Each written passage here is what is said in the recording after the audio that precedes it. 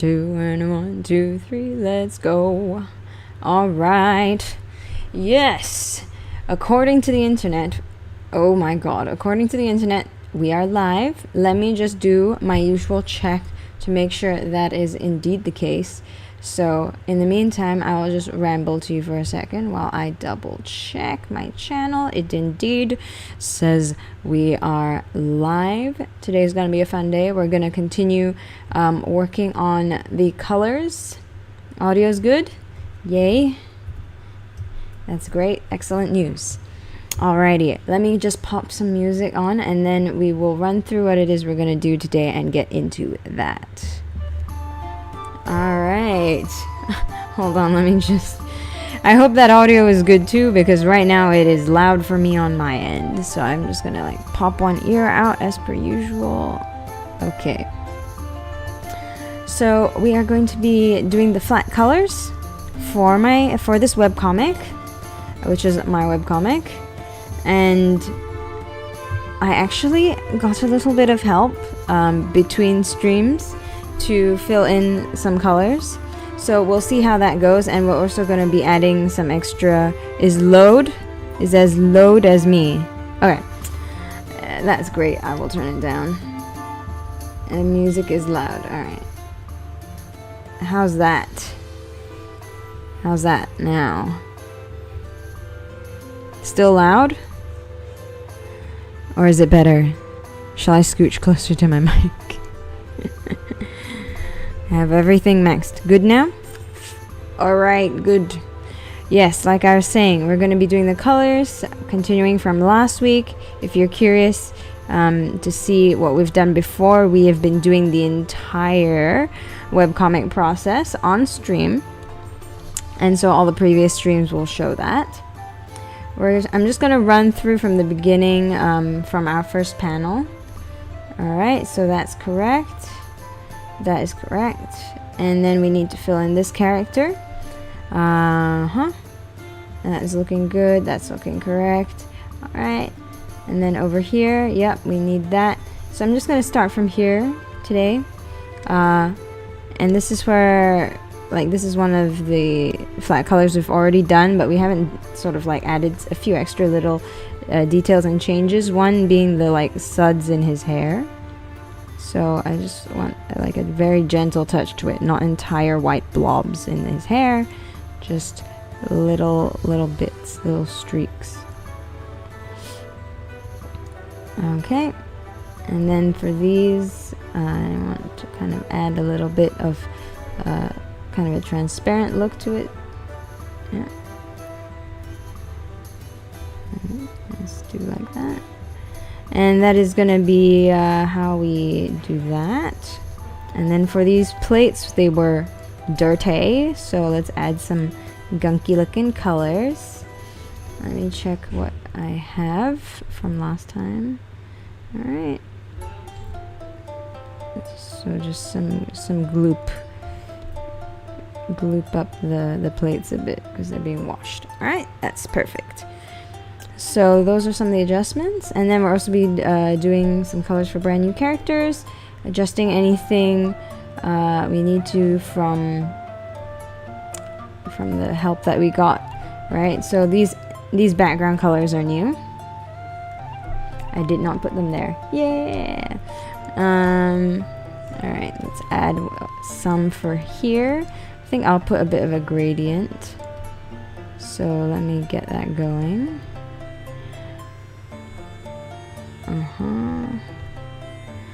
Let's see. This one should be there, and then where's my properties there? Oh, that was good.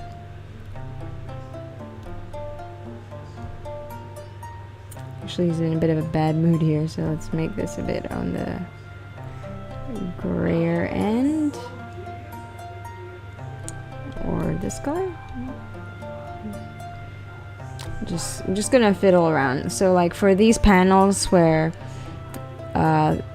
it's just a character, kind of like a character feature thingy, I like to play a little bit with the background color kind of make it a reflection of more of the mood, more of a vibe than it is meant to be accurate to the surrounding background. And that's how I like to do those. Okay, so we have that. We have this slowly getting cleaned off. That's looking good. All of that is looking good. Let's just... I bet he got some in his beard too, right? So just a bit of that. A bit of leftover bits on the plate. And then for the water, just a touch. Yeah. And just a touch of this sort of like bluish color. And maybe a bit of this yellow, because it is like washing water. So it's not super clean. It's like how Australians do the dishes.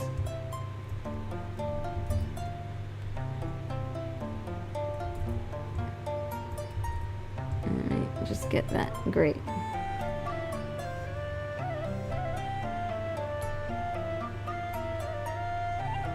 And I'm just going to add these extra little details in. Yeah, and just change that color right there. So yeah, I didn't do this particular patch of color in the previous stream, so this was thanks to the help that I got from my little brother. Thank you so much. Really saves me a lot of time, which I need. So big thanks and shout out to him for being willing to spend some time laying out flat colors and doing it with without any experience without any experience with, like, I think no experience with like Photoshop, or like very minimal. And then he doesn't like draw or do art either, so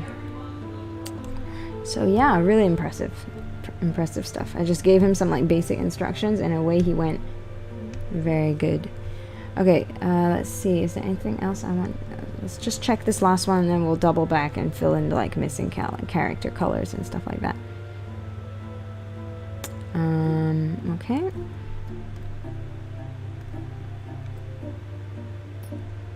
Yeah. This will be a lot faster if I just, let me see here. Yeah, okay, that's good. That's in the foreground. Yeah, okay, great. So the tray with the mugs is down. And then we go, turn that off for a second. Because this is basically the same panel. I'm just gonna do a quick grab. I'm gonna just quickly grab this. Should be basically the same. Just copy that, and then like any leftovers we'll fix. Close. Thank you. Turn on that, and then paste. Fear not, we will get this into place in a moment. And that should save us a bit of time.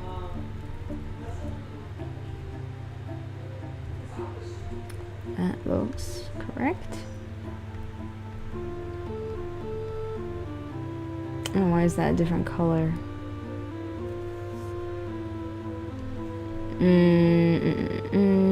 Yeah, these two need to be the same color. There shouldn't be a color change to the barrel. Actually, it should be this darker color, but I'm not. Okay.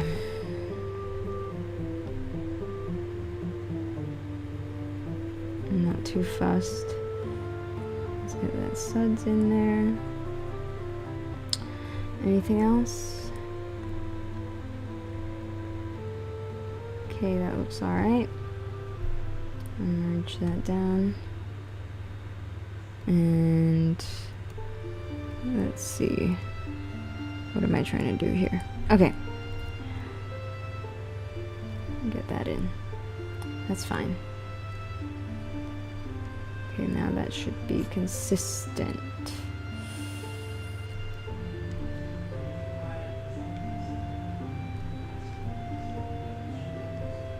Uh-huh.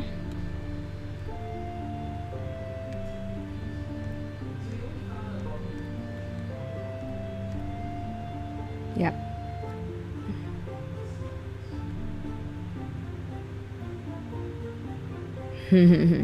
Let's do a teeny weeny bit of cleaning on what I did last week here with these background colors.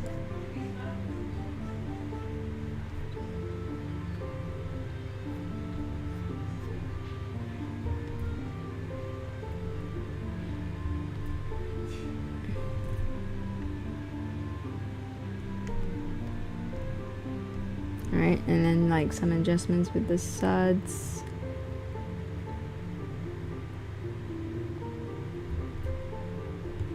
So that can look nice.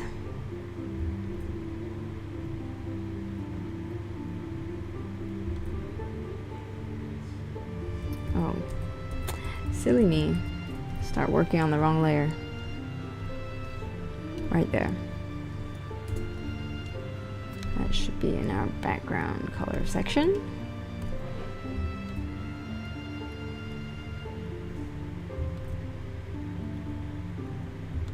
And then we're just going to adjust these, which have the sort of like rough colors in. That looks nice. That looks nice, yeah. Just clean this edge.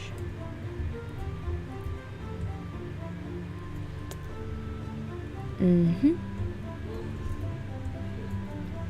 There we go.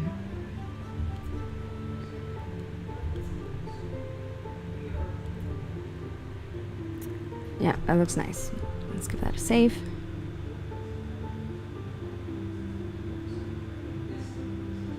And let's actually get... We've got our color for Hal. So then let's go in and make another color layer with the same mask on it. And I'm just gonna name it color. And so we have a special guest today. I think it was this. Yes. I hope you can see that nicely.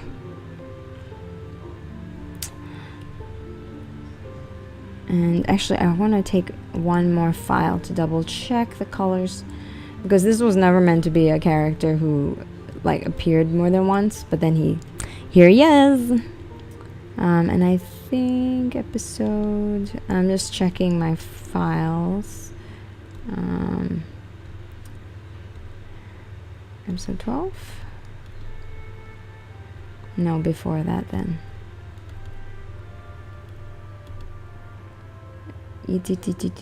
Aha. Okay, 1, 2, 3, 4, 5, 6, 7, 8, 9, 10, 11, 12. So here. Let's see. Let say. Do. I can use some of that orange.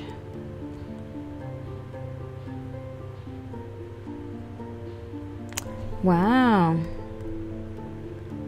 Oh wait. No, that's not right. No, don't save changes.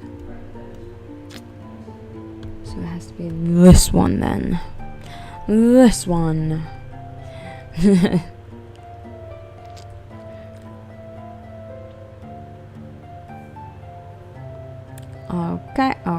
Okay. Yes, here he is. What color did we make his eyes and such?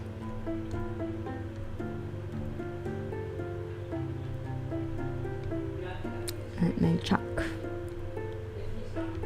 So let's just take away all of the lighting effects and the shadow effects and check on what colors we've used here.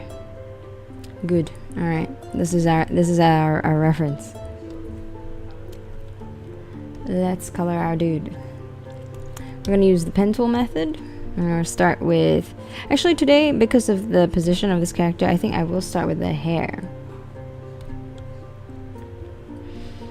Okay.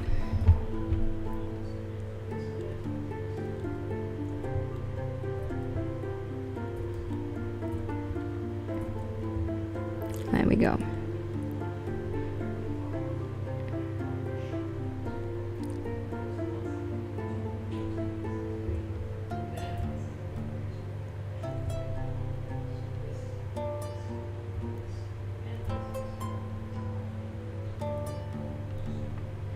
The pen tool process.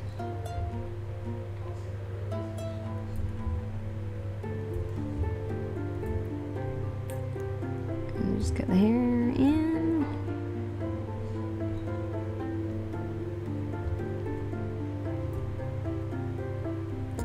Go around the outer section, and then we can define that little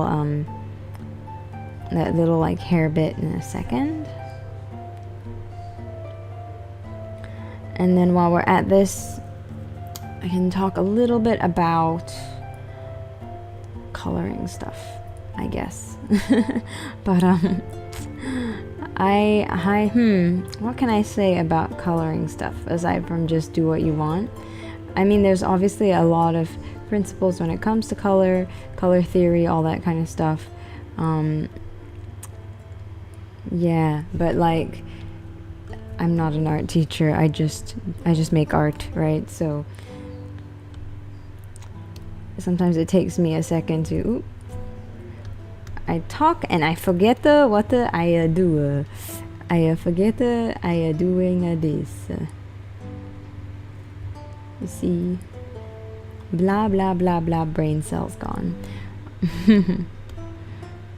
Actually, I could have included his beard in this definition area, but it's fine because I will just draw it in the manual way. So colors. How does one go about choosing colors that are appealing for their art or design or whatever in life? I mean, the point about color theory pretty much sums it up. Basically, how can I explain it? So for one thing, if you decide to use a bunch of colors, try to vary the saturation intensity of your colors, right? So if you're gonna be using like a super bright neon yellow and then like another super bright, very saturated neon color, like 2 is pushing it for sure, but if you keep going and you're using like 3, then everything just burns together in terms of the brightness. Versus like if all of your colors are very washed out, very gray, and kind of dull, then there's also no point of focus, but in like a less eye burning kind of way. So that's one thing to consider is that. And there's also the kind of distribution of colors, where generally speaking it's not like you're gonna use all of the colors evenly throughout your piece of work.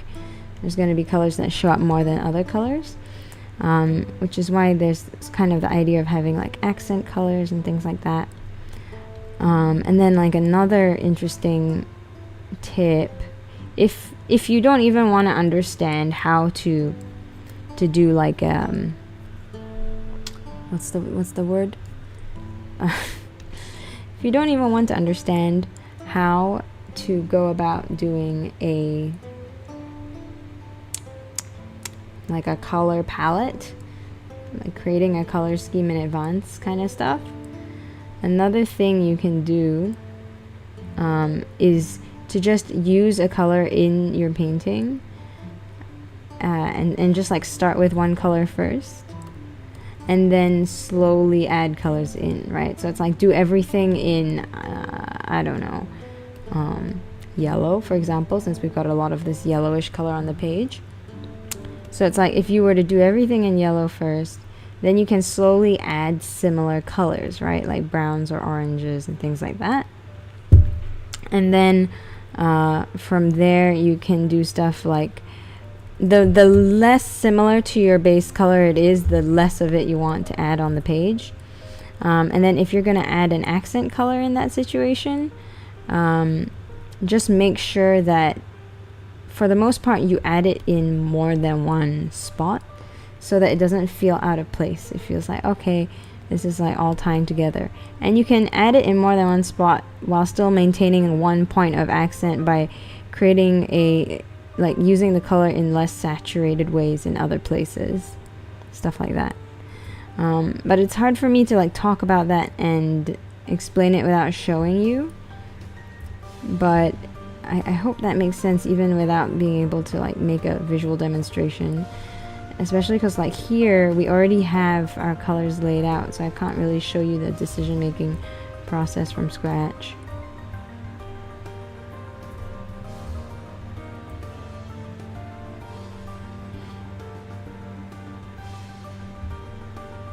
And now I'm like focusing.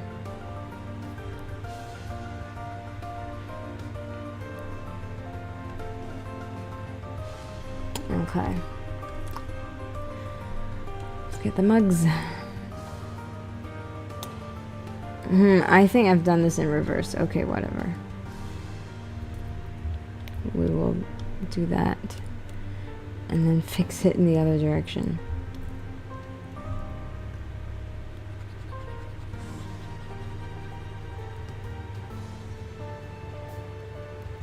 Sorry, a bit brain farty today, I guess. I'm a bit rusty at the moment because it's like shifting mental gears into art making mode versus just stuff that I'm doing aside from that. So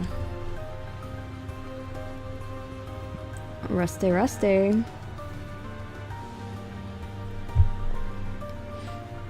Let's zoom out and see. What are you wearing, sir? What is your fashion?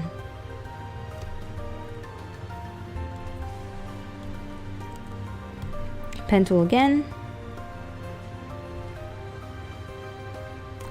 I'm just going to put that in the right spot. Might want to zoom in a little bit, but I think so far so good.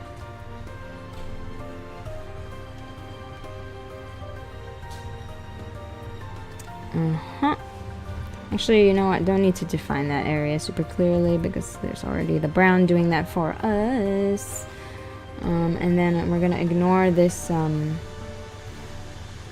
apron-y thing, whatever it is, and just go all the way to the top like that. And do another few segments. Actually, I don't need to define that very clearly again because the skin is doing it for me.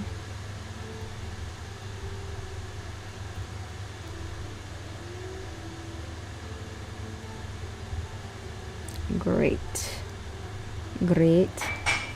Let's do the last little bit of this fabric.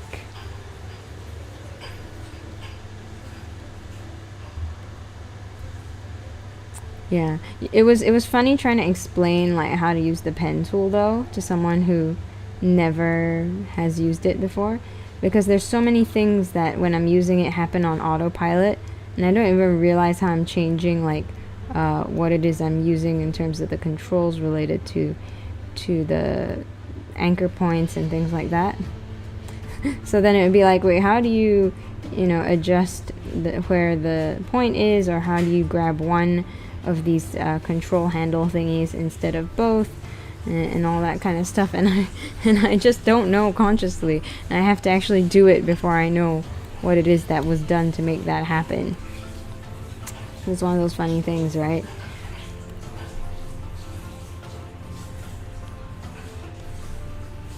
Alright, this should be super easy now.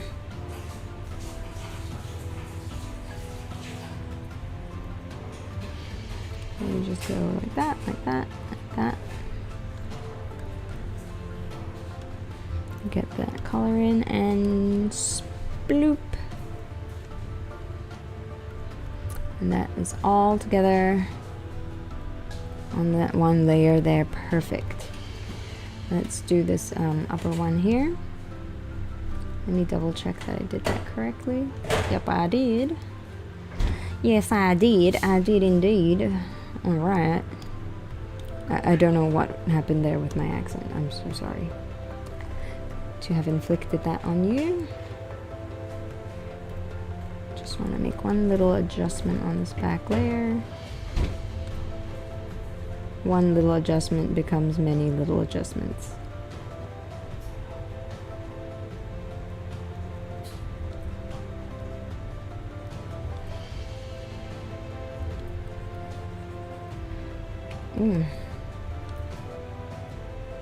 Yeah, I'm just gonna like just clean up a few of these bigger characters, bigger background characters.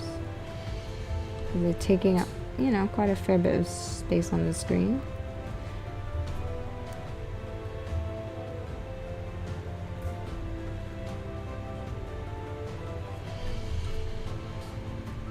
So taking a little bit of extra time to clean up what I did last time I streamed will be good, I think. But we don't want to get too caught up in that.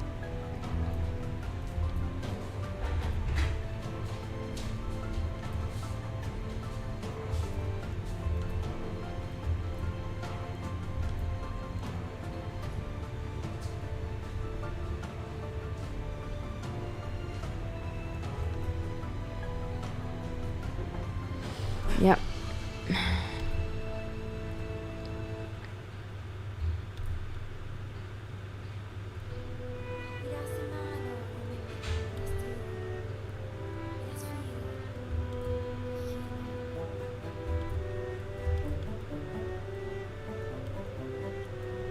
Alright, background colors, background colors.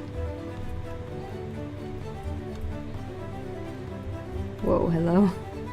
That's not what I was trying to select at all.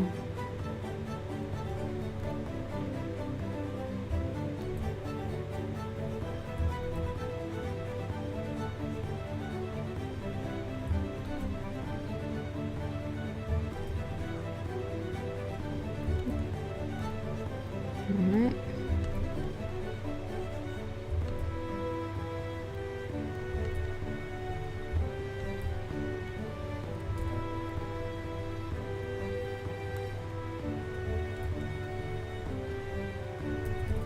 Whoa, hello. And when my mouse moves faster than the computer's ability to tell what it is that I was just doing.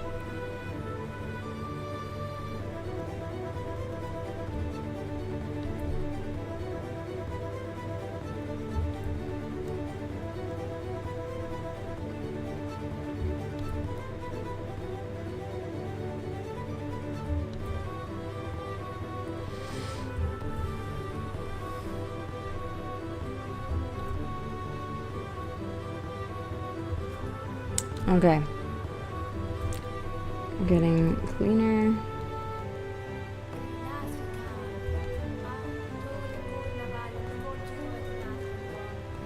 Here we go.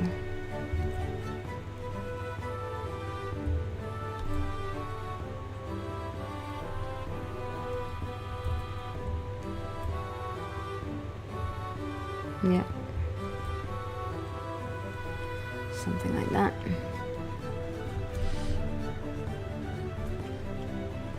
That should look pretty nice as the background.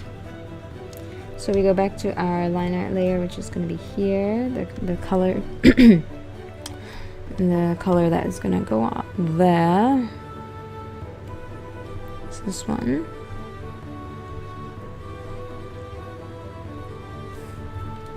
Let's zoom all the way in.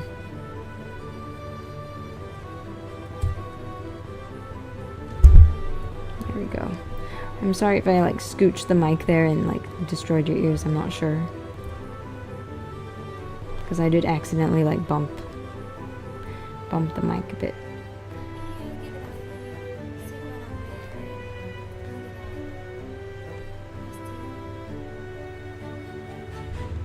So that's the edge there. Yeah. Just gonna scooch that in, and then I'm gonna draw the beard part manually.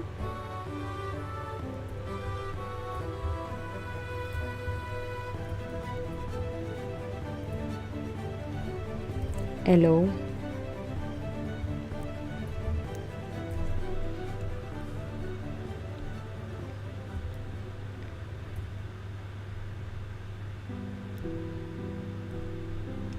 Okay.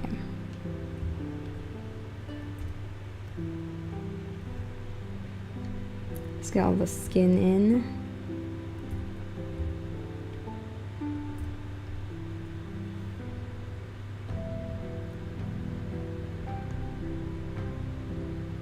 That good?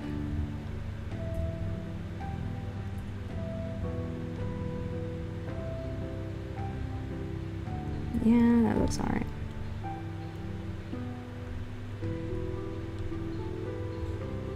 Go to the ear.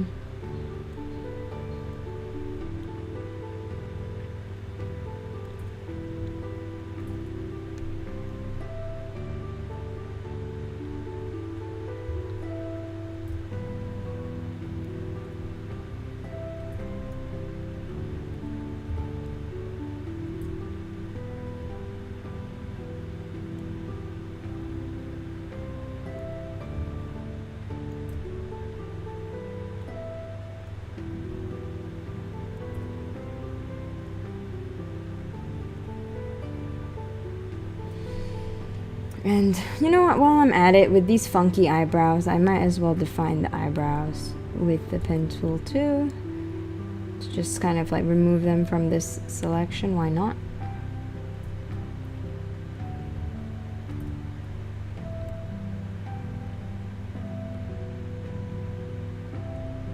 Just like that. Okay, so we've got all that skin. There's like these two little triangles of it, which I will grab right now.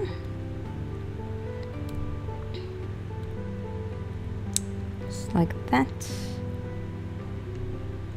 And this little triangle right here.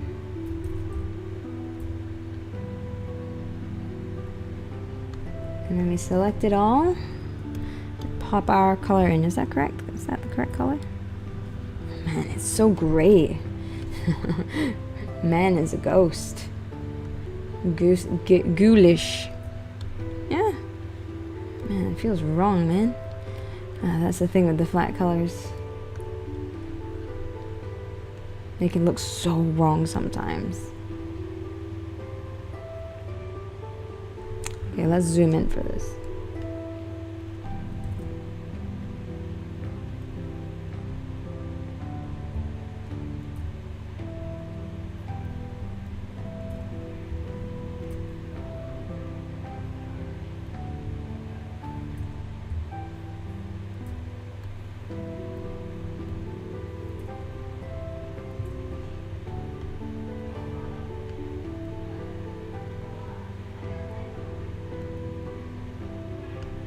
Lovely.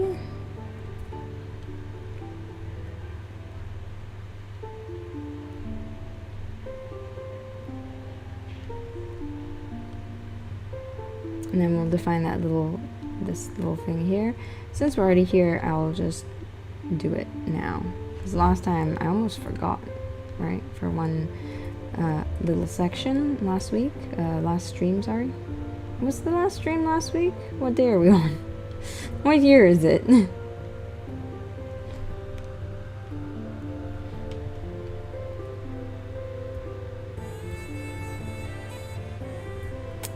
It should be Tuesday. Yeah, last stream was last week. That's accurate to say.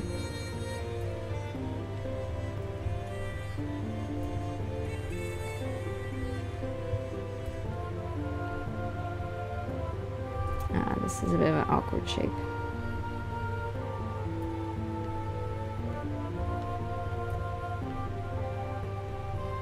Last little bit. That should be the hair. Let's get all the way up there then.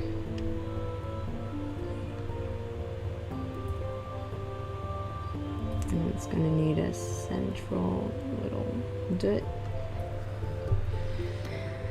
Okay, hair, yep, hair. Okay, we got it. Let's grab the color, fill it in. And then clean up the hairline and make a beard.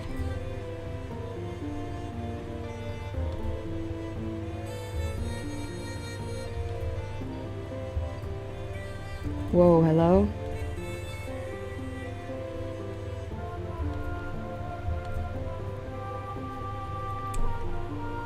Gave myself a shock.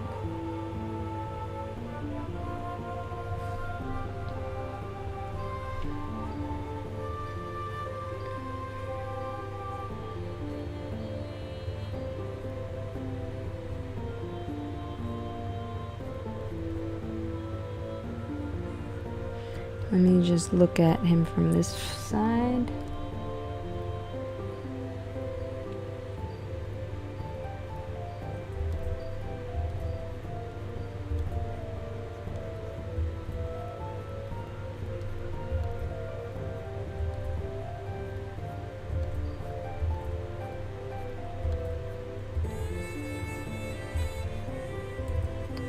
It was a bit intense there, wasn't it?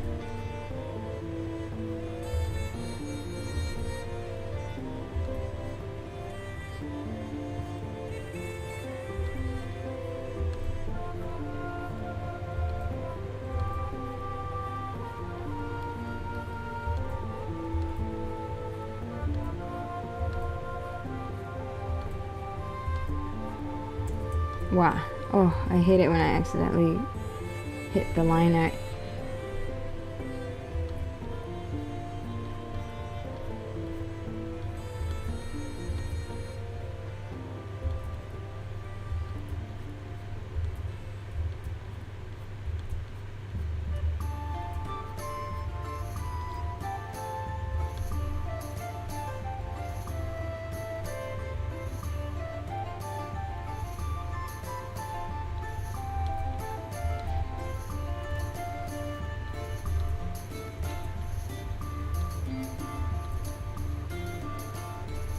Okay.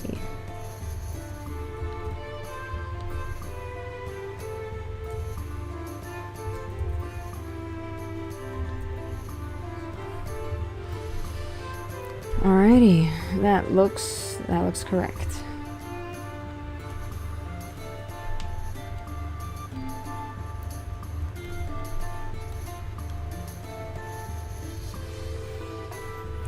Let's do our clothing.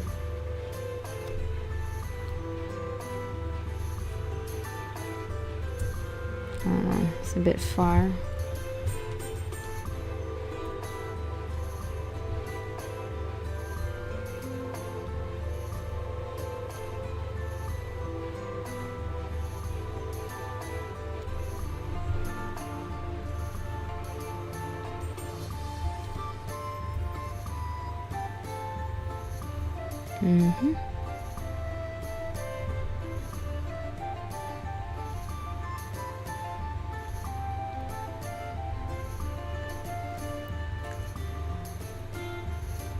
Oh, I love the pen tool.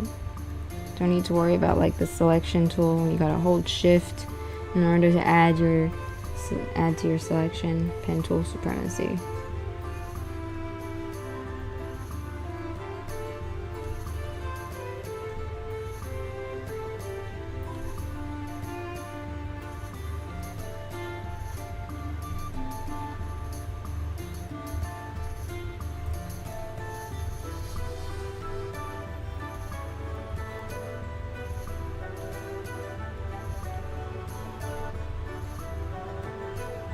Boo, boo, boo, boo, boo, boo. And click. One click of a button after many, many other clicks of other buttons.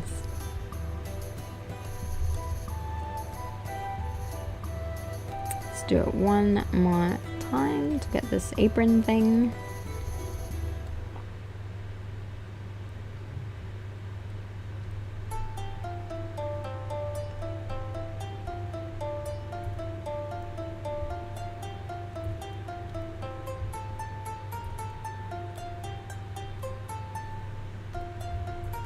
Here we go.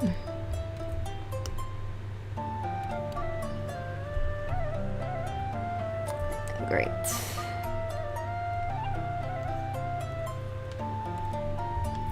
The magaza.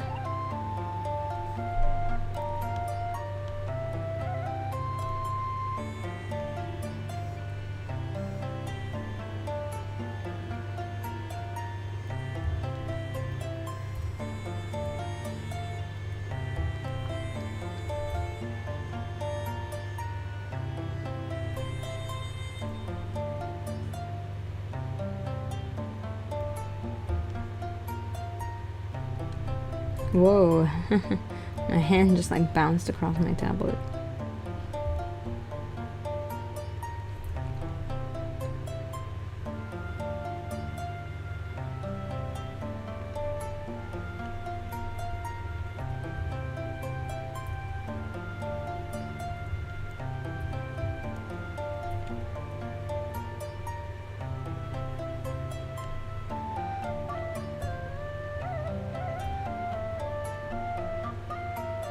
One last little area to define here. Actually, I think I need something like that. Yep.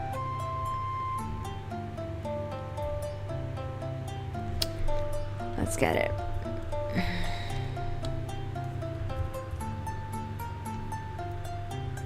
So yeah, right now that's looking all the same color, but don't worry. When we get to the lighting phase, everything will come together. By the power of blend modes.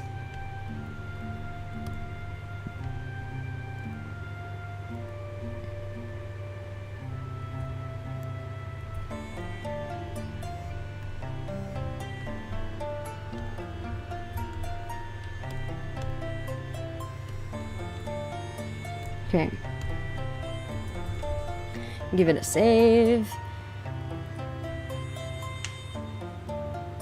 Wow. Cool.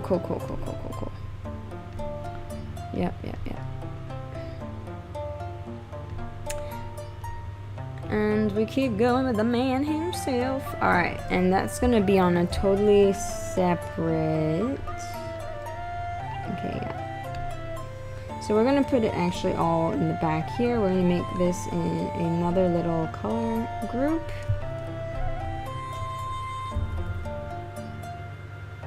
Color.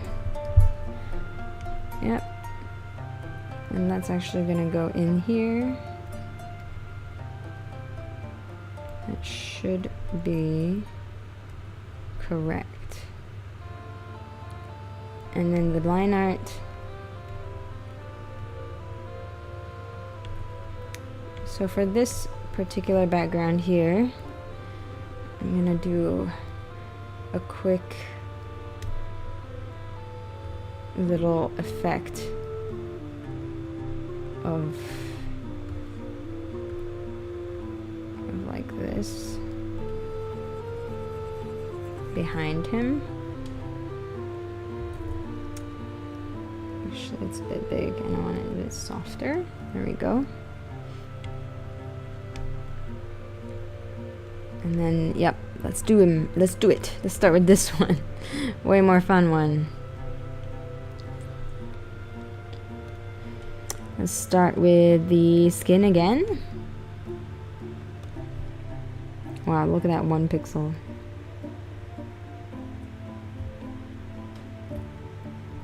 Hey, let go. Let go. Why won't you let go? Okay, that was weird. See, I swear that's like 1 pixel right there.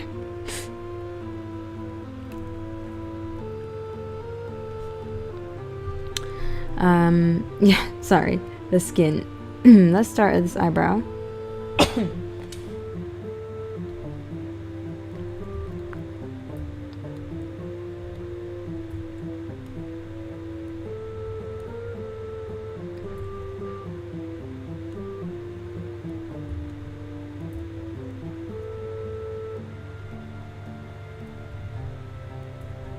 And we're gonna exclude the eyebrows so that we can just fill it with the flood fill tool very, very easily.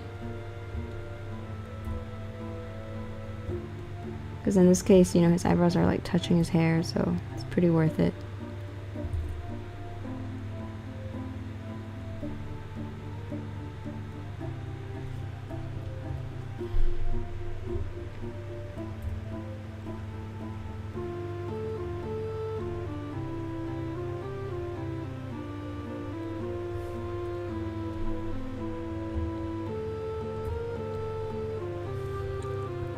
Let me just take a look. Yeah.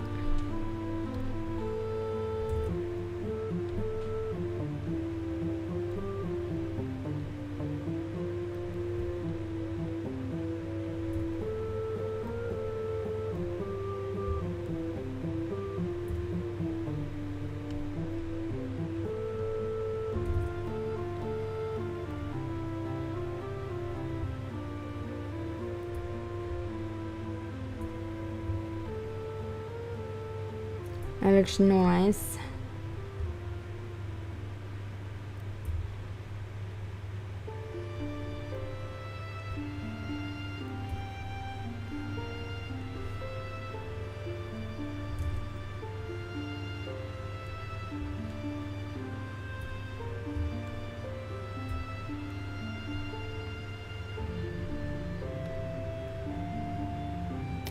Wow.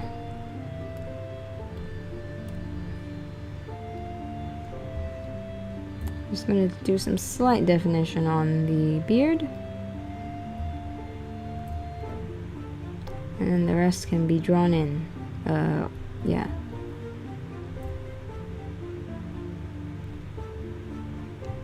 Actually, you know what? That's excessive here. Draw it in yourself.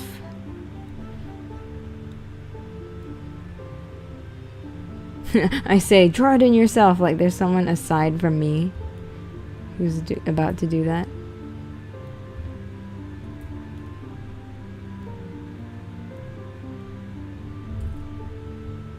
I just get my brother again. He's like, what do you mean, draw? Okay. There we go.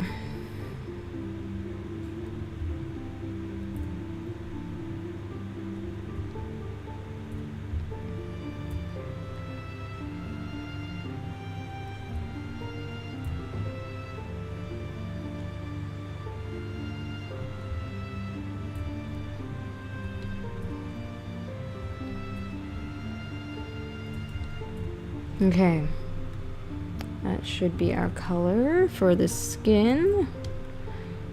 So grayish, so grayish. Yeah.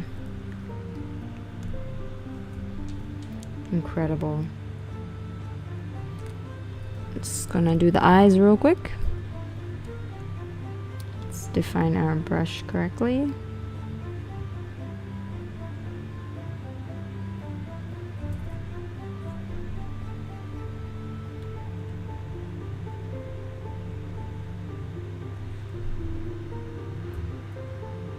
Let me zoom in and check that that is the right color. Very normal color eyes.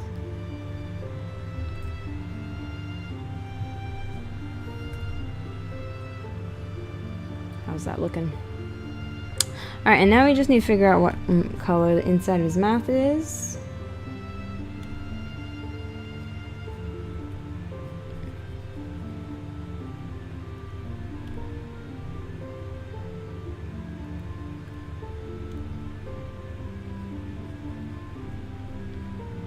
That looks good. This is a bit white for the teeth.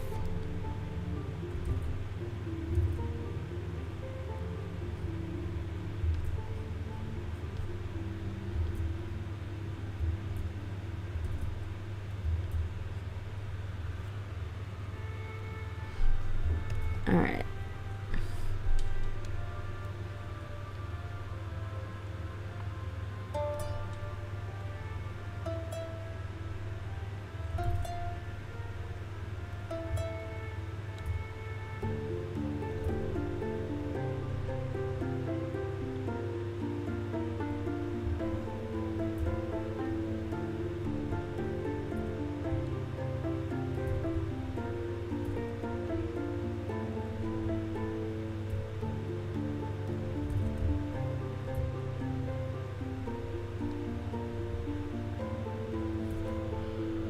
I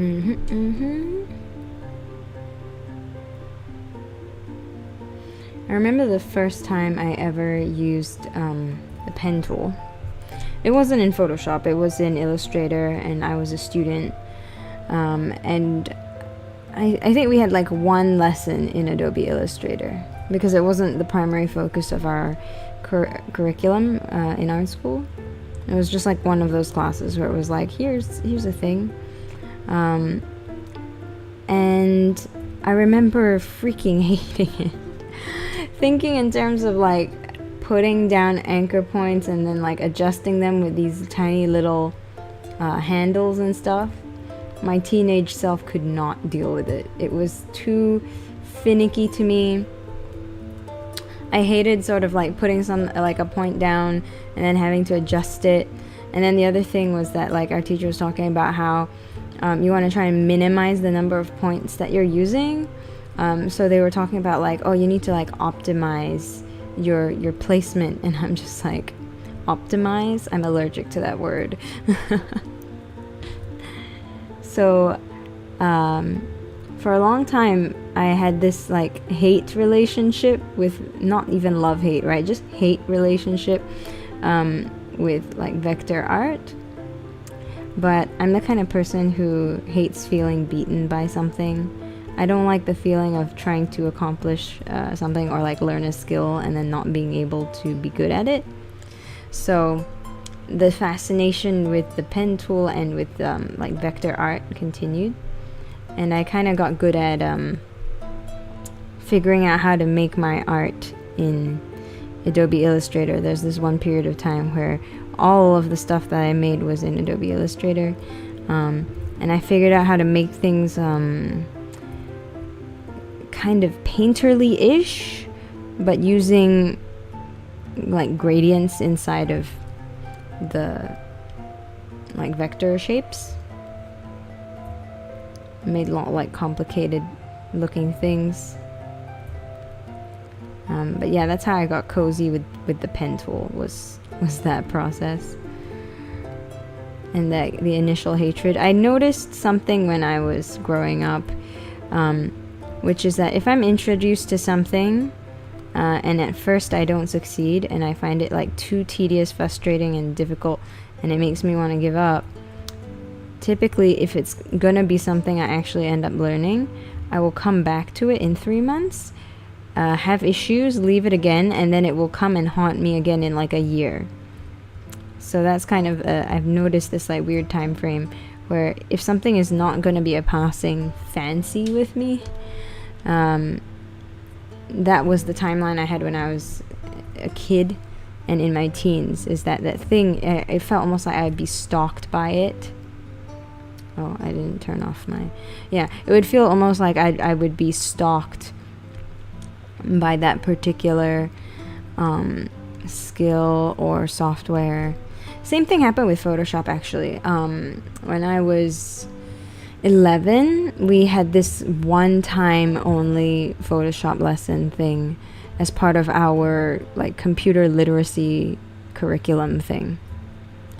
And the first time I ever used Photoshop, I thought it was horrific. And I was like, man, this thing sucks. I'm glad I only have to do it for one lesson, for 1 hour of my life. But then as I got into digital art, I realized, people are saying that this Photoshop thing has a lot of stuff that would make doing digital art a lot easier. So when I was around 13 or so, I was playing with a whole bunch of different software. There was this thing called like Art Rage and stuff like that. But Photoshop still seemed like the thing that had all of the like tools that I needed. And then when I was in art school, our computer labs actually had Photoshop installed on them. And so then I got to revisit Photoshop. And then this one teacher of mine had bought Photoshop, I don't know if it was a student edition or some sort of, basically one of those like school editions, right, for educators and students and that kind of thing. She bought it and then realized that she'd bought the wrong version, bought the Windows version instead of a Mac version. And so she came into class and was like, who wants to purchase this off me? I will give it to you at like half the price that I paid for it. And I was the first kid. I like basically screamed. I was like, me. I leapt to Irish. I was like, me. Don't let anyone else purchase it but me. And then and because I showed the most enthusiasm, kind of aggressive enthusiasm, she did indeed sell it to me. And so then I had a copy of the Adobe Creative Suite at home to learn how to use. And that's where I got the opportunity to figure out how to learn all the different tools. Figured out how to use, like, at the time, what was it called, like Adobe Flash something. Yeah, Adobe Flash, I think. And that was, I think, now Adobe Animate. So I used that to do to like teach myself animation, and then of course I learned how to use Adobe Illustrator more in depth down the line, InDesign, just like all the Adobe stuff, right? Touched on Premiere and used AE. I still use AE. After Effects, sorry. Use After Effects to do actually more animation than effects. I haven't used Adobe Animate in ages though. Been using some other stuff, open source things. Gotta remember the name. What was it called? God, I gotta remember, because I think if I'm not wrong, it's the same. It's the software that was used to animate this movie called Marnie and the Witch's Flower. And that movie was very nicely animated. So I thought, yo, if the software has the capacity to make that, then there is no reason why I can't use it for my purposes. So I've, done it to like animate stuff for clients and things like that. Then I just export the video, right? Easy peasy. Anyway, let's get this beard done. Let's give this man a beard. Lots of beards in this story. Okay. Cool, that's looking good.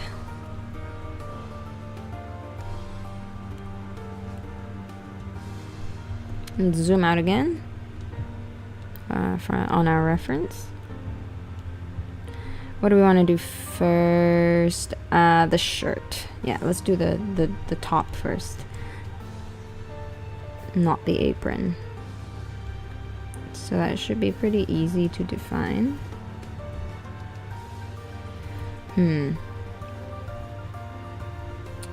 What else? When I was doing animation, we also touched a bit on like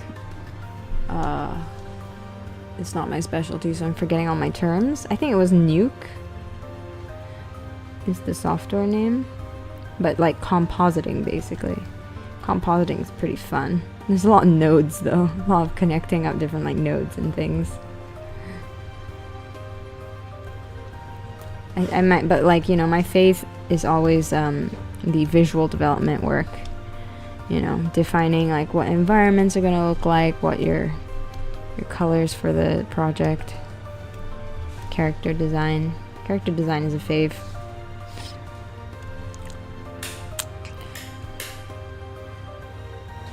I'm getting a little bit peckish.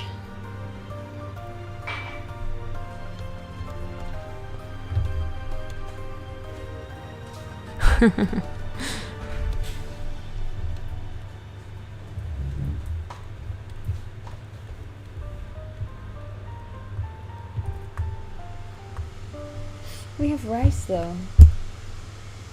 We have rice and oh my.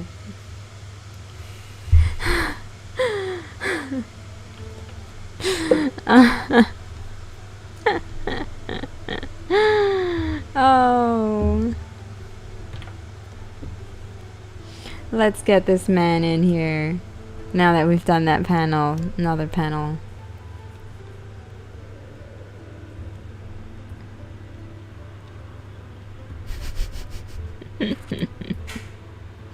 Your pain. Aww.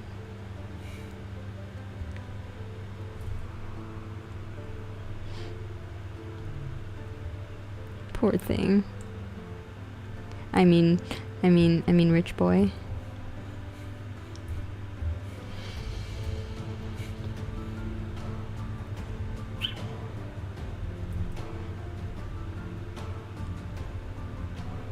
I don't want that.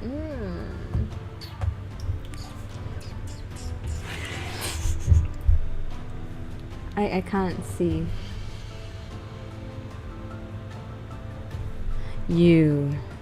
No. I'll cook. Just order the chicken.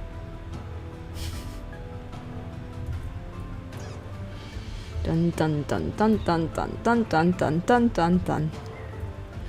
Dun dun dun dun dun dun dun.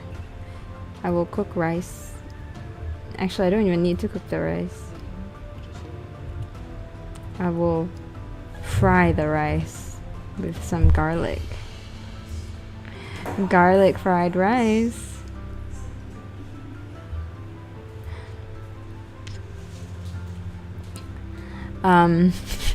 Okay, sorry, I got distracted by dinner things.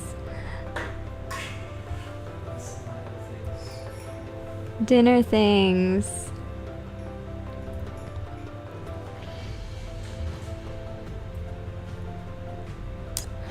Nom nom nom nom nom. Nom nom nom nom. Oh yeah, character design. So I feel like with character design, what I like about character design isn't necessarily creating intricate details or fashion. My specific interest and what makes me appreciate someone else's character design as well is the overall definition of the shapes. Basically, does it have a strong silhouette? Is it a strong and memorable silhouette that's going to make me go, oh yeah, of course, that is, XYZ character. And then everything else, like their accessories and those specific details are important too.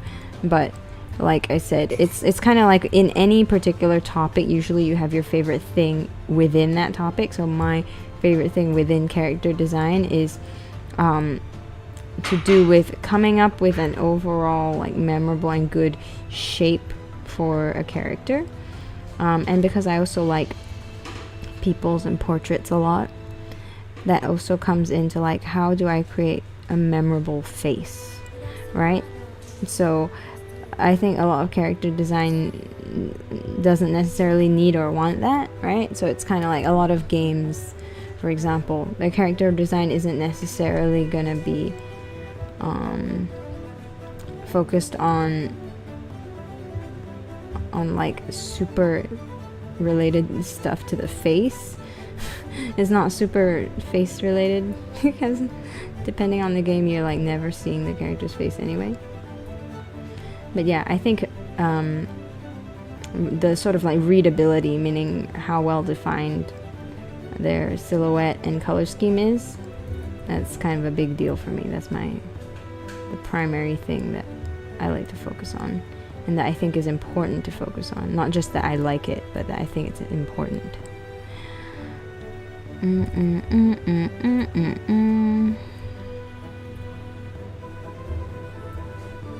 So I also try to do that even when I'm not necessarily designing a character. So like when I'm drawing background characters. For example, the character that we're currently adding color to right now, like I didn't design him.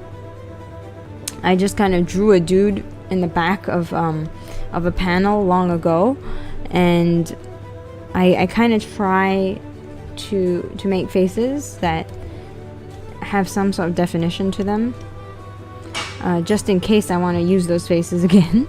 And here we are. So there has to be certain things about the character that I can use to make it clear that I'm drawing them again. Of course, you could go the other direction and intentionally make a character hard to recognize or define beyond like a generic look, and that, if done intentionally, can also be a very cool thing, depending on the reason why you're doing it that way.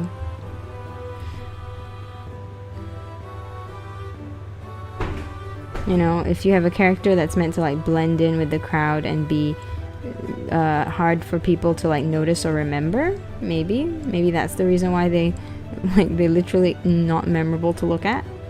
Maybe they're wearing a disguise, and that disguise needs to be like one of those forgettable faces. So then from a design perspective, you would want them to look forgettable for that scene or segment or whatever.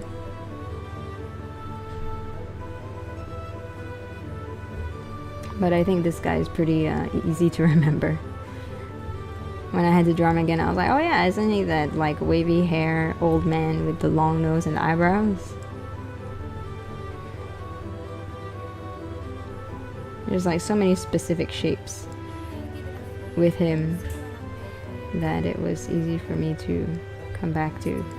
Even though like these drawings are one of them I think is from like several months ago, and then one of them is from like more than 2 years ago or something like that. Yeah, 2020. So yeah, very old relative to the other drawings.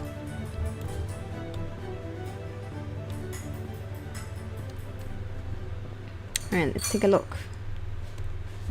I think this should be like that. Yep. Beard, beard, beard, beard, beard.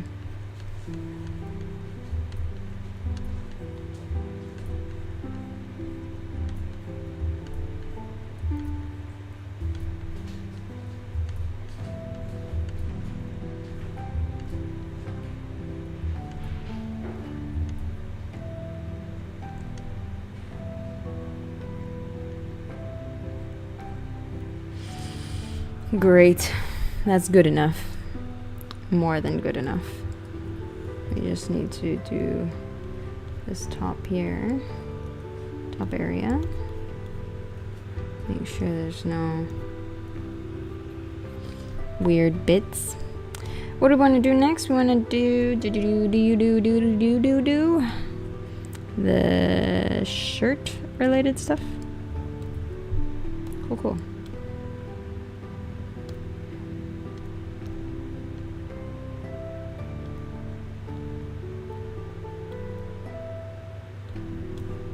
Wow, excuse me. The pen tool. It's so funny, like when I said just now about how it used to be this huge pain in the ass to me, and I found the pen tool super finicky, but then these days I combine it in like if I'm using Photoshop, right? Sometimes I use it in combination with like lineless art in order to make super sharp edges. So it's like I'll lay out flat colors and then do painterly things on top. And I really like that effect. It's so interesting how a person's artistic process can change over time, and tools that they used to previously hate might become their new favorites, like with me.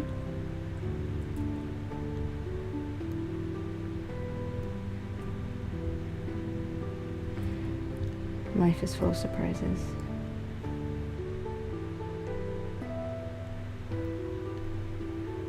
Sometimes you get really good at the things that you used to really suck at. That feels so good. I was just saying earlier, I was having a conversation earlier today, and I was saying I think one of the number one ways of spending time is just acquiring skills. It doesn't really matter what the skill is, because every new skill is granting you a new ability, a new perspective, a new potential way that your mind can make connections, and new experiences that you otherwise wouldn't have been able to have if you didn't have that skill.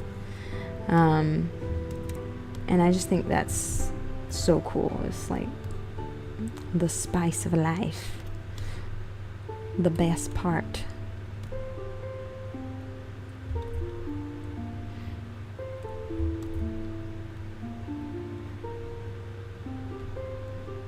The best things in life are skills, you know? It's like, let's say you have a very creative mind, but you don't have any particular skills that allows you to express that creativity. But then you teach yourself to draw, and suddenly there is a avenue of expression. And that particular avenue of expression, and the skills you acquired in order to be able, like that skill you acquired, it actually shapes your thinking. So you might now have ideas that can be executed by using that skill because you know that skill. And then it's like, I don't know, maybe you learn to write, and then suddenly that creativity gets channeled into writing type ideas. Every time we have like a new connection, a new understanding, it can take existing skills, ideas, shape them, morph them, allow them to be expressed in a totally new way that you didn't otherwise expect. And like skills, sometimes it's obvious that certain skills are complementary, but then other times it's like you just so happen to have this very particular weird setup of different skills that you happen to acquire just because like, there was stuff that you wanted to learn how to do or learn how to understand, and then suddenly you're able to make these really unique connections because your skills are such a weird and interesting combination.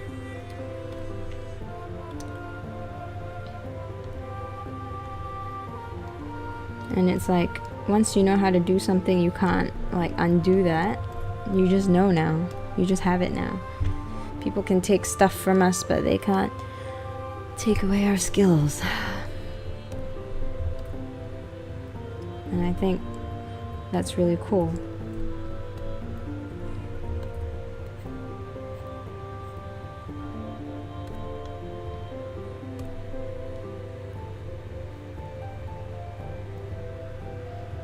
Let's make these mods happen.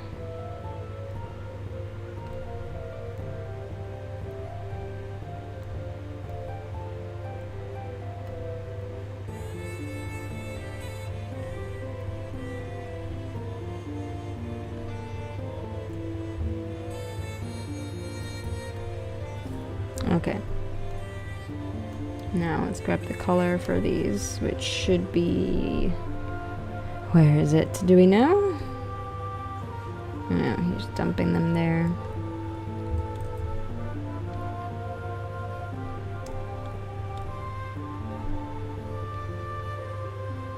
Okay. Yep, good. Okay. And then we got the tray.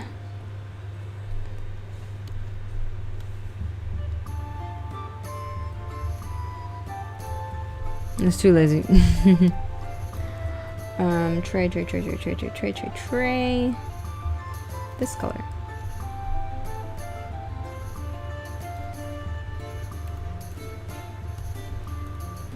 Blah blah blah blah blah blah blah blah blah blah blah blah blah blah blah. Let's give it a save.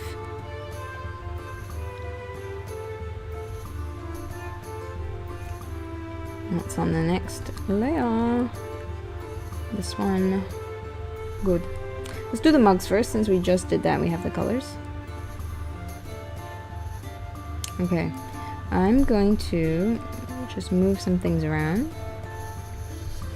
Specifically, we're going to make another folder for color. Let's get that in. I'm going to just move these up. So then, yep, that's there. And then these are with this. And this is our new layer, right? Okay, great. Let's make it happen.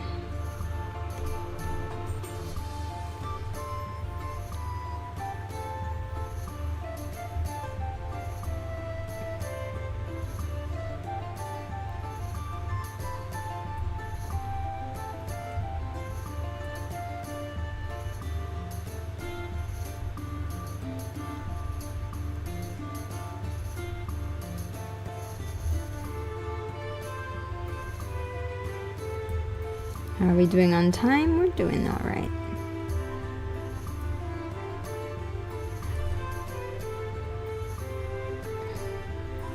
I'm thinking let's wrap up this one and the next batch of yeah.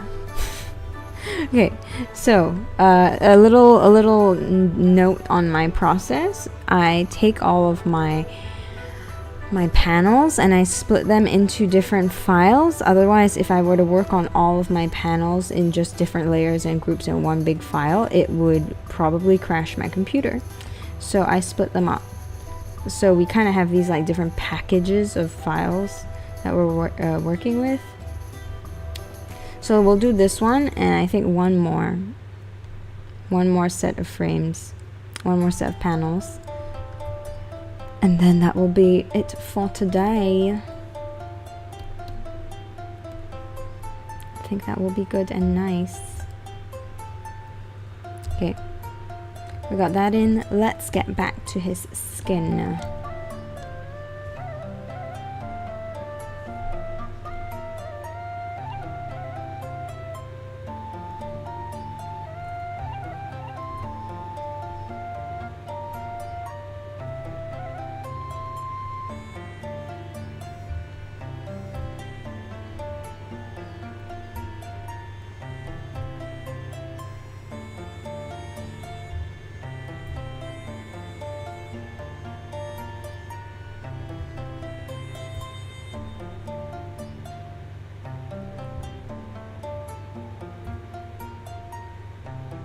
Oh, gotta get the ear. Excuse me. Sorry, sir. I almost didn't include your ear in my selection.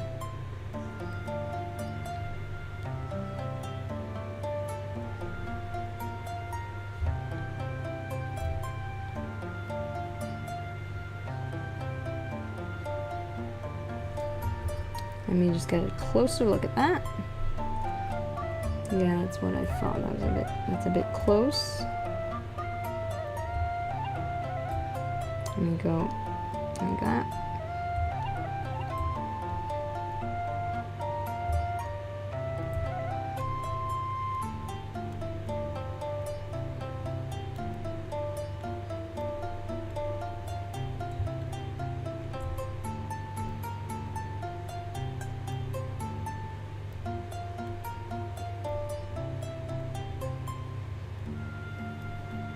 This is a bit of a funny one.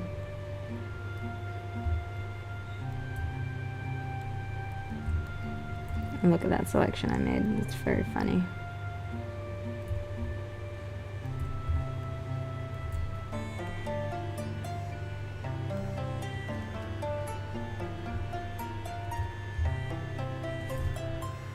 Okay. Oh, I'm losing a bit of blood in one arm.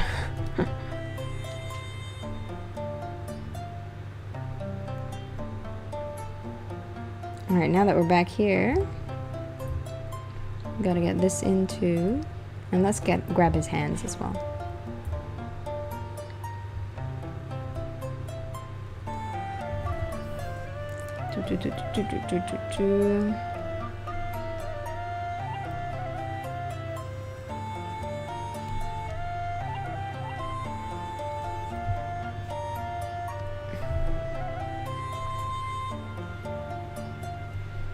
The hands.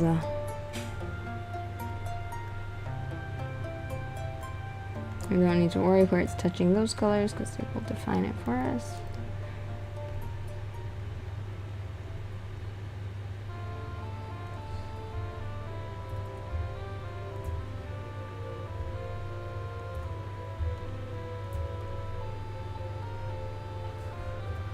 Hand number 1, hand number 2.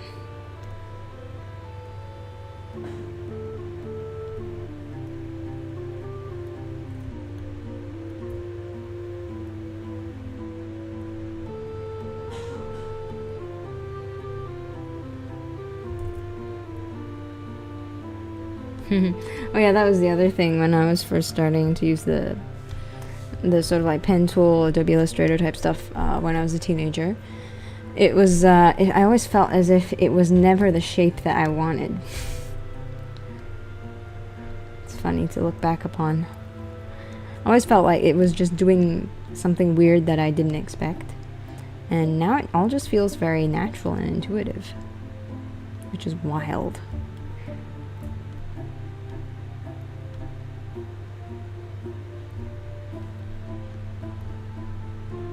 It's wild how the brain just learns stuff.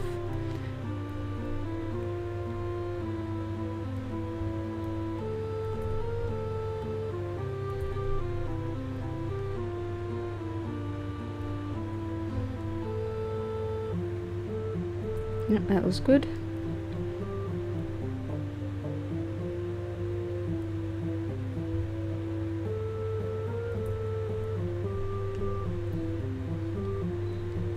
Hello? Oh, it's one of those errors, okay.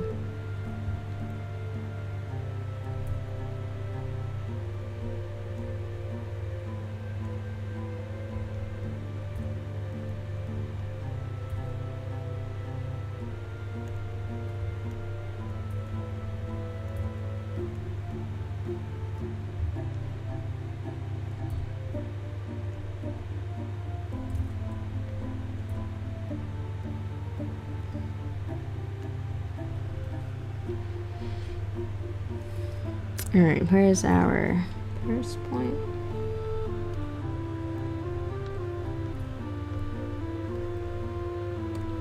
Get our hair color, get it in there, get that eyebrow, and let's start defining hairline.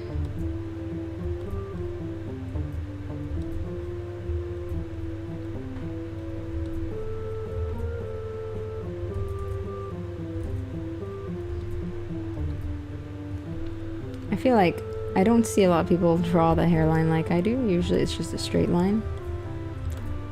But you know, I don't know. It's one of those things where it feels weird to me not to. Hey! I'm like, eyedropper tool, color picker tool. Pick the color that I'm picking.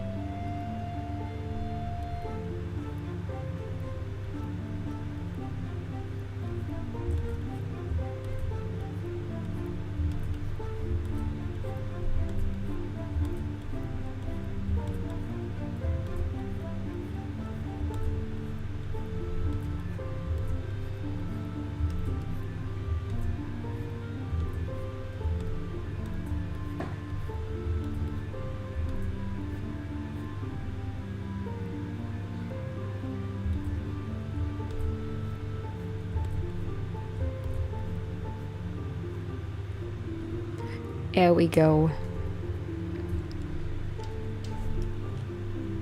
Alright, so we just need the shirt.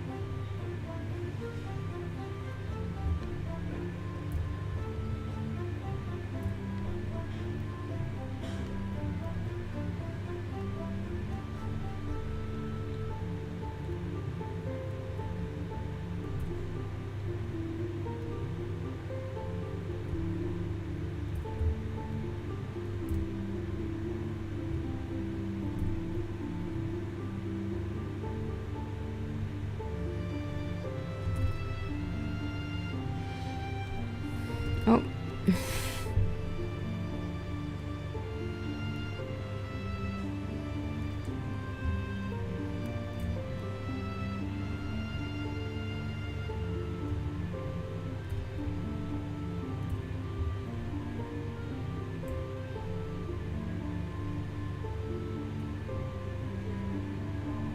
There we go. Get the little fabric folds and stuff.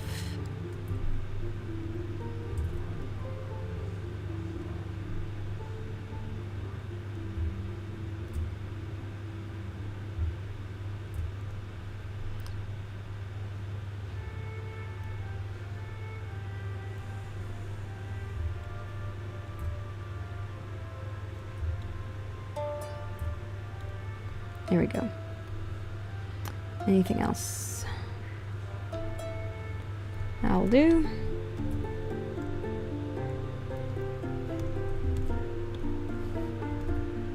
That works.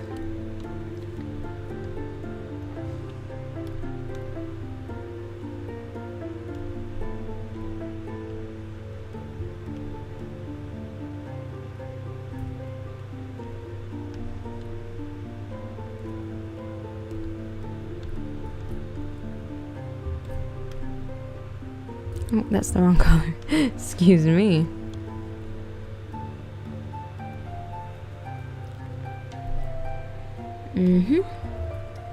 Okay, so we just need to close this open edge.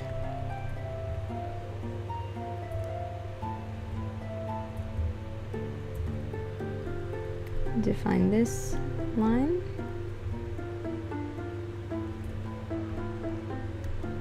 And that one, this hole. And bring it all in.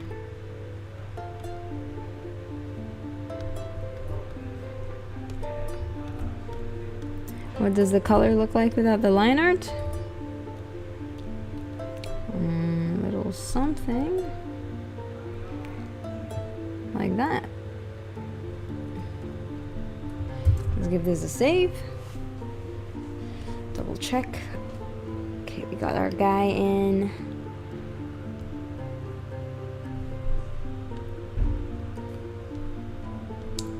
And then we got this.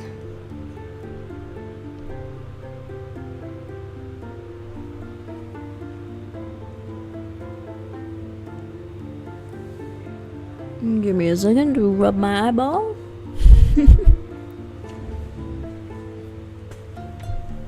Oh.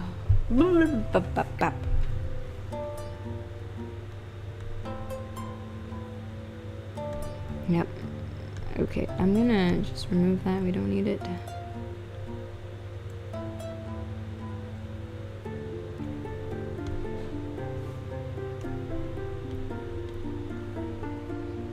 And as before, this should be, yep. So we want a new little group for color.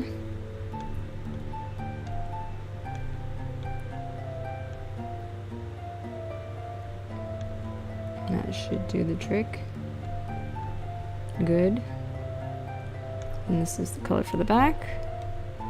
Let's get it. Let's do the hair first, since he is not facing us. And just pick a point to start and let's go.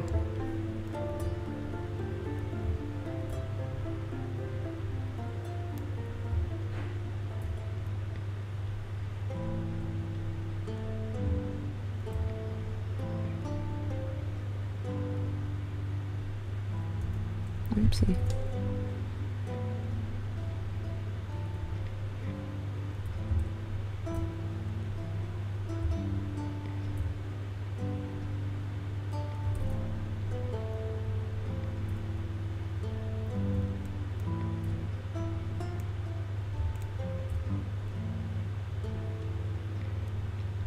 Hair, hair, hair. I'm gonna ignore the beard and just draw that in manually.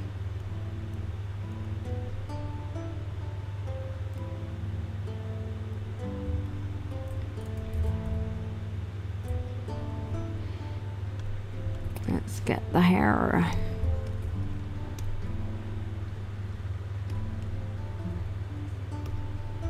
You got this.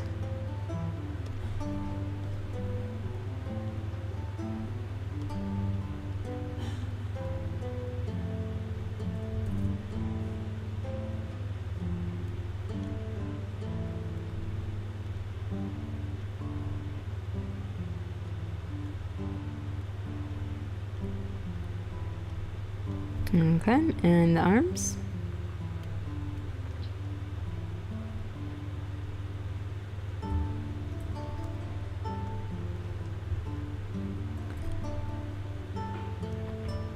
I actually have another comic that I would love to do. Actually, more than one, obviously. I have too many ideas, but there's I think let's talk about like 2 different comics. There's another spin-off story in the same universe as this comic that I would love to do. It follows one of the character's sisters in this story. It's the king's sister, and there's like in one of the early what is the episode? I wanted to say chapter, and I was like, that's not quite right for webcomic terminology. But yeah, in one of the early episodes, she leaves the country and goes off because she was part of a arranged marriage, political marriage, that she actually orchestrated. She orchestrated her own loveless political marriage. So I think it'd be interesting to follow her story, going to a brand new country that she doesn't know much about, to fulfill a promise that she made, and like this whole like scheme that she orchestrates.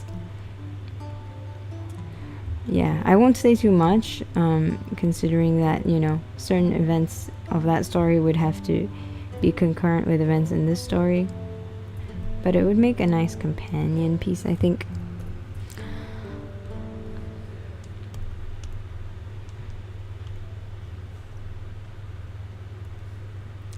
Let's do these legs.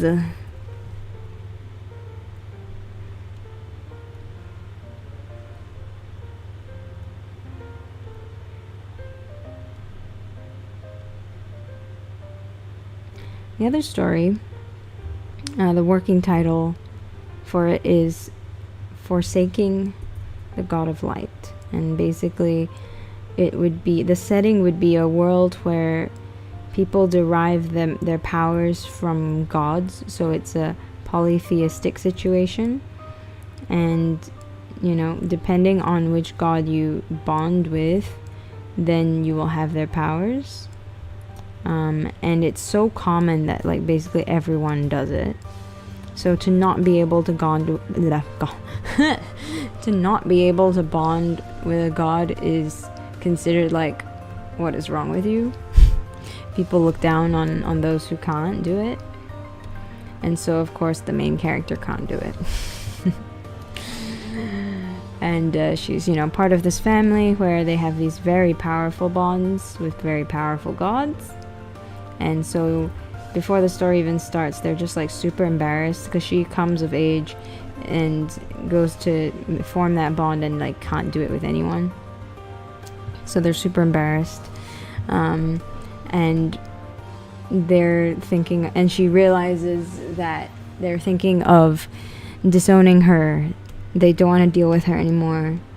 They're like, she's a lost cause, no choice, just give up. So the story starts with her just like begging to be able to bond with any god. And then she actually does manage to, but it's like the worst possible one. The difference being that the one that she bonded to is like, if you help me, I can get stronger. And then the bond will actually be worth something, and people will like you and respect you and stuff, and you will not be disowned, and you know, you can stick it to your family who were shitty to you and all that kind of stuff. So that's kind of the premise of that story. It exists in a really bare bones way because it's one of those things that is currently on the back burner because I don't have the capacity to work on it, just the time capacity in my life. But man, I really want to work on it, you know. Like, there's another character in the story. I have like a whole scene for how they meet that I think would be really funny. You know, little like things like that. I have designs for them. There's another character she meets who's sort of in a similar situation to her, except unlike her, who like basically never got to experience what it's like to be respected or cared about. He was, and then he lost it. Like, there was a big accident and it messed with his bond, and so now his powers are crap and he's feeling really bitter about it. Yeah.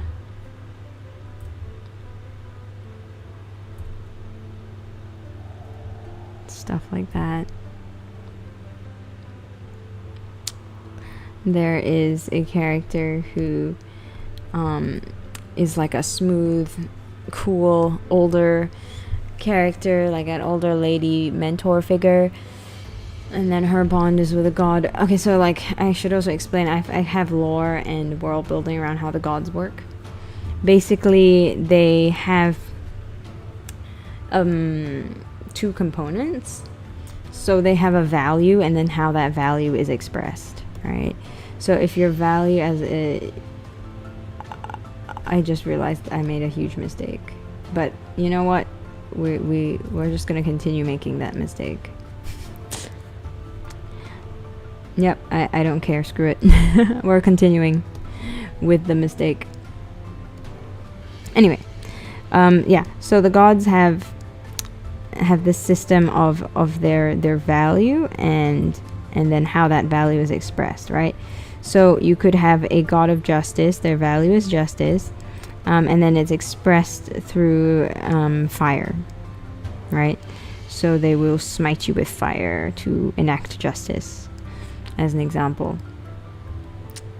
And then, so there's this character whose value is like trickery or something like that. And then it's expressed through the animal, the peacock. So she'll be really cool. Like, not trickery, but like just illusions and like fanfare and all that sort of stuff.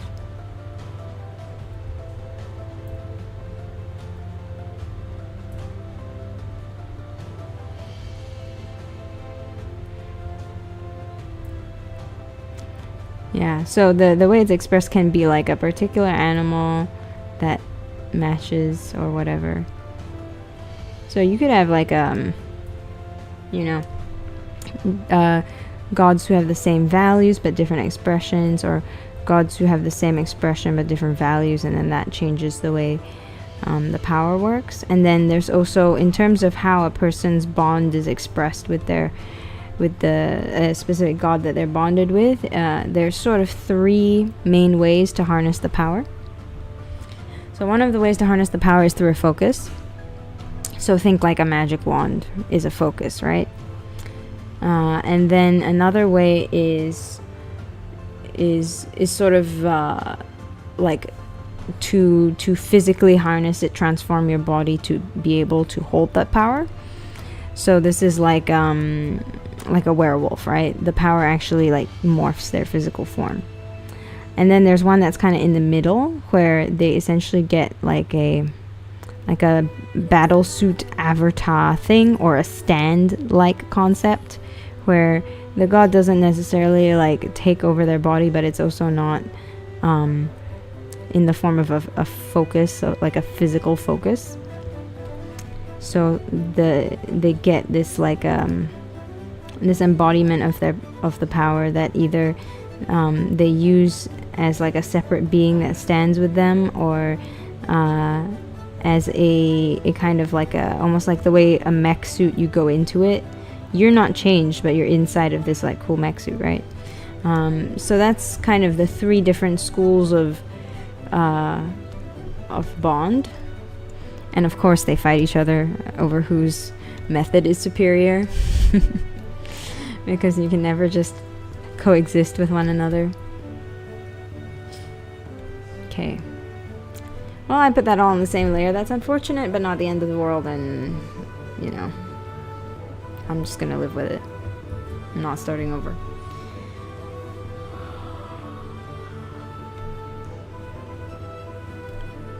Okay, this means that we have completed this particular set. Everybody clap. Let's start working on our next set. So I'm gonna get it from here. I'm gonna open this one and see what has happened. Alrighty.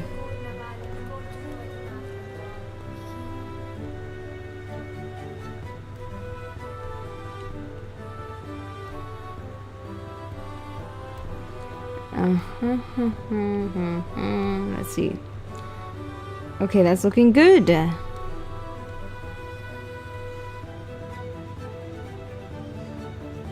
Okay, nice. Nice. Yeah, I don't think I need to touch that. Let me double check. Did I do this color? Okay, I did. Great. And then we just have this panel here. Let's do a little background color for that.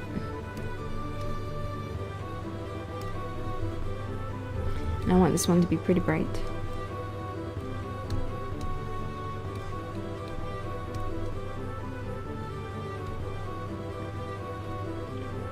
Bright and happy.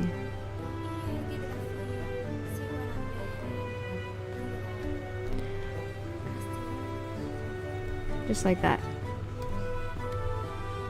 Okay, so these were the backgrounds. Foreground element is just that. Yeah, we're all good. Okay, this is great. Then going into this one, everybody say thank you to my little bro. Alrighty, so I'm gonna go in and I'm gonna do the hairline.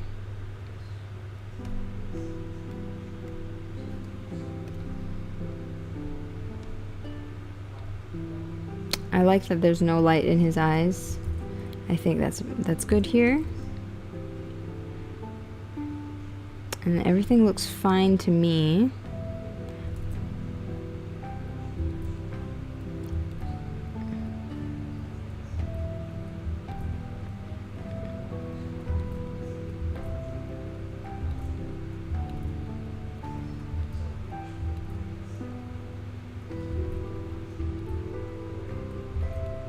So we're just gonna do the beard real quick.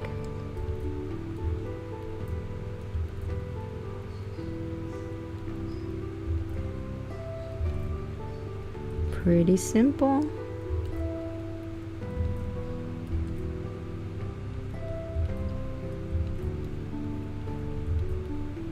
And then let me just lock the layer opacity. Let's take a look at this. Okay.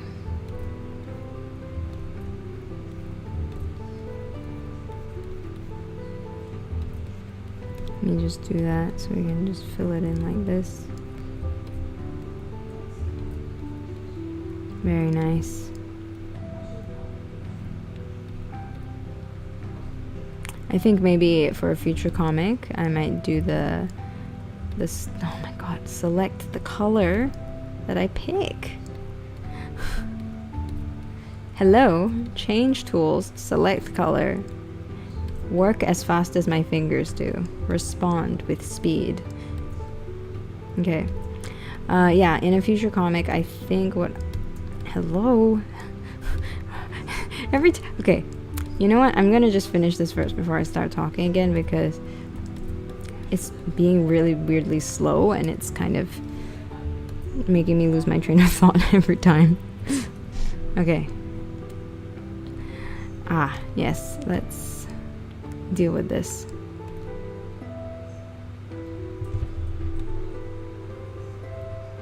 That's fine. Okay, so now everything should be correct. Actually, these should, like, honestly be like an alcohol beverage color. Because it's not just the foam, you know? So let's add some of that.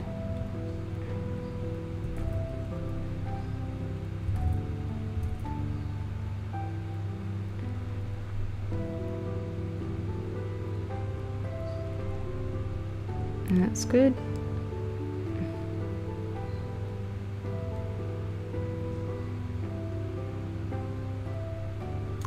Let's actually go back one layer and add to that too.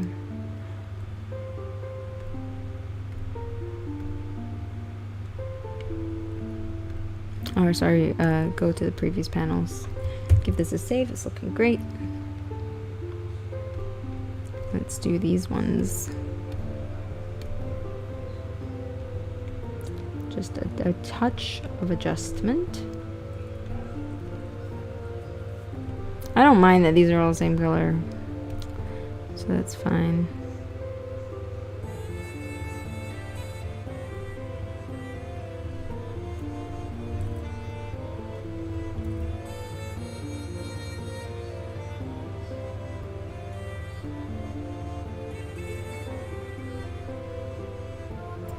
Lovely golden color.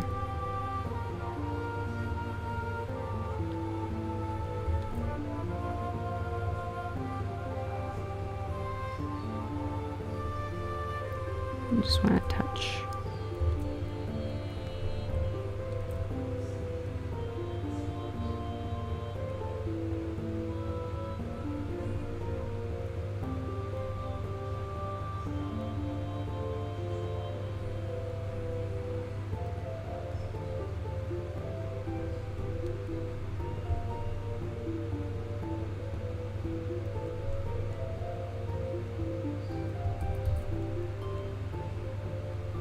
Lovely.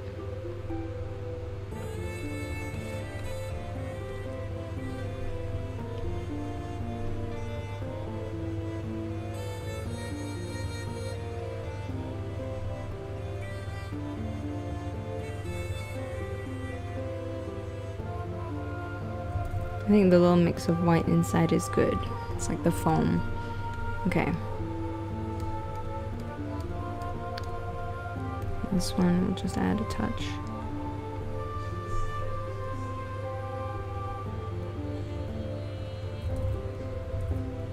Very nice. Just some spillage around the base here would be fun.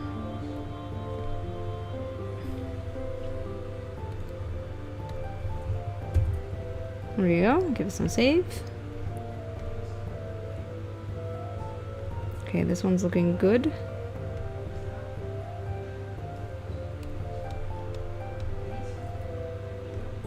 Alrighty.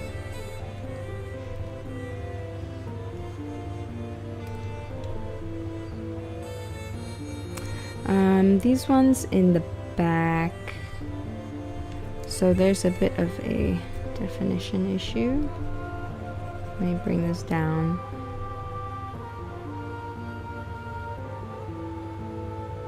And this one wants to be all the way across.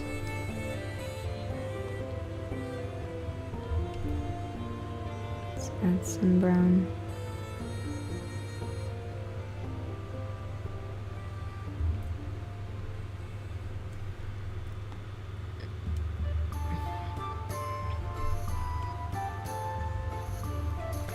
For this background area, we want to use this color. Oops. Ooh, that could have been bad, right?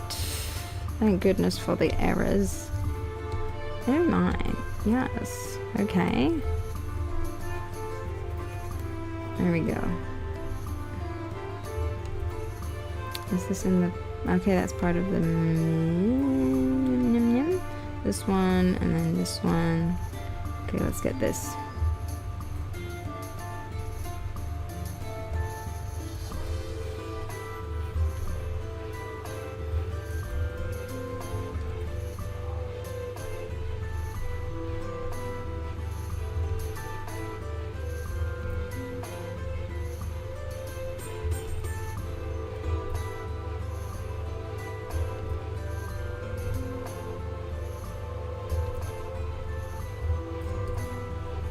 And just get the motion blur look. And then of course later there will be actual motion blur added. A lot of motion blur.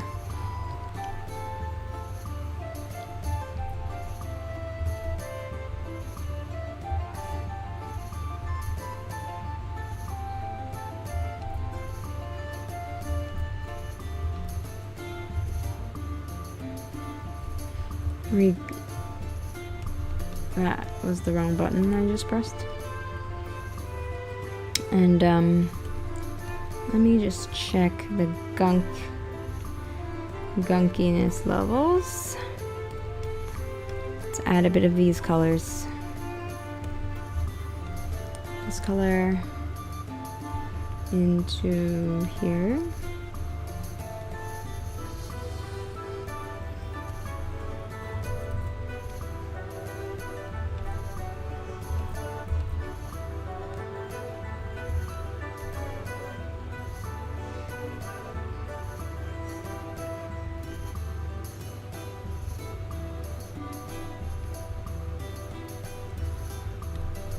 Let's get some of this.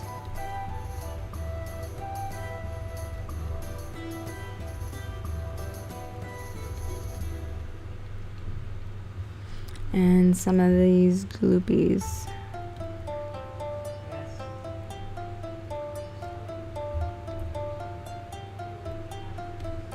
And the greenish looking bit.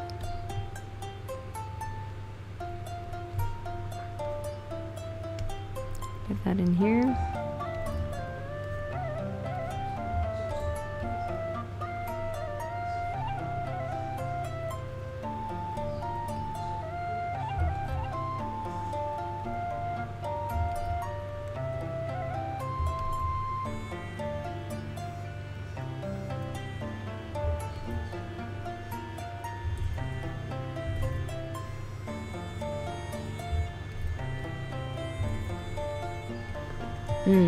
Great.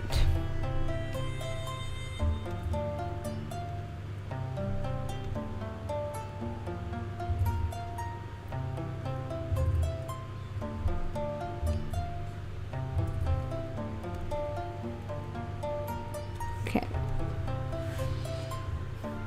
Okay, that was nice.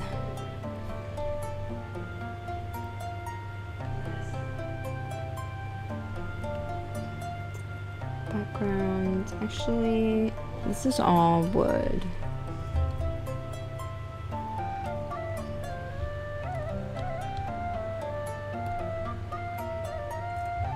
Oops.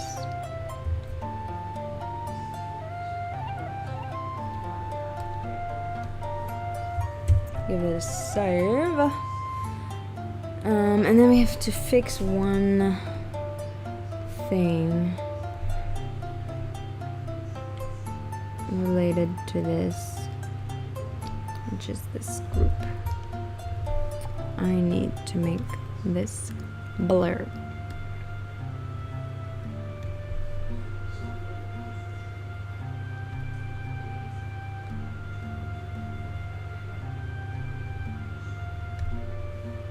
How's that?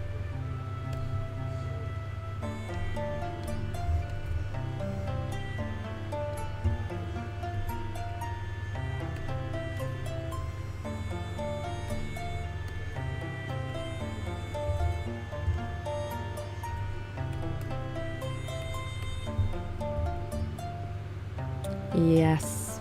Yes, yes. Give it a save.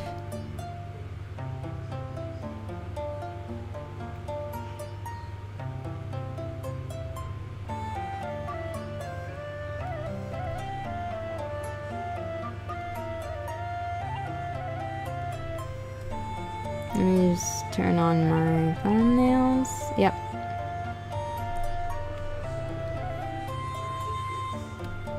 So let's go back to this file.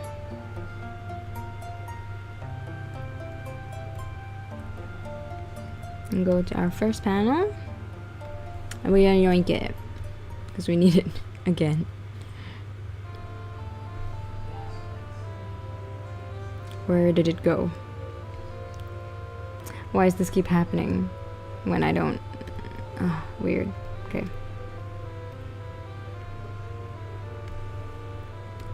I just need this. Bliss. Okay.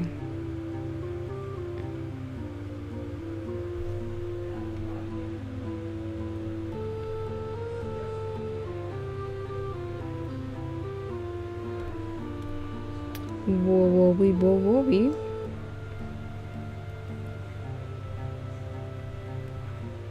I just need it there. And let me check. Yeah. Okay, great. It's correct. And let's see. I want to do a few adjustments to it, so let me just copy it.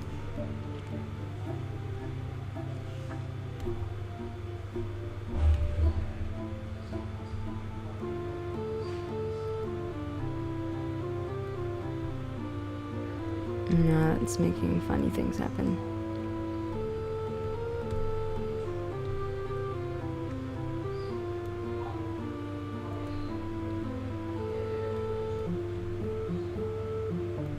Okay.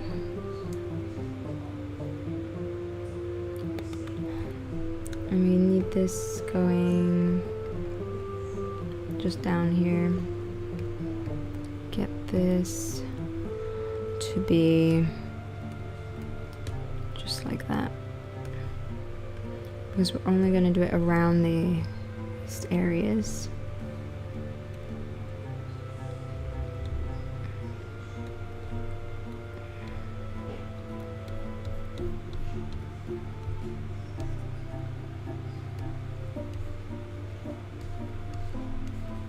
Like that. We want it to be within this frame.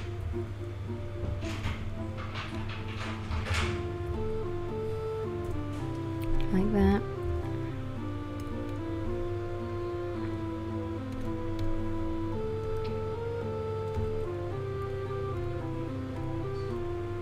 And then it's late at night, so let me check this. This is our sky color.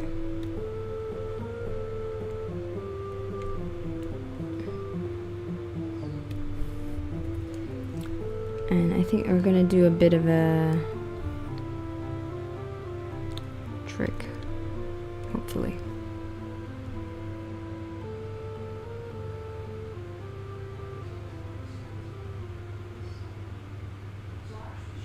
Hue is good.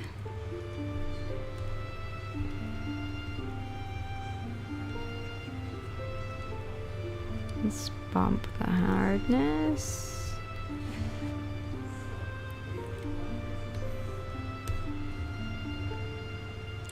And then let me get this all in one folder actually.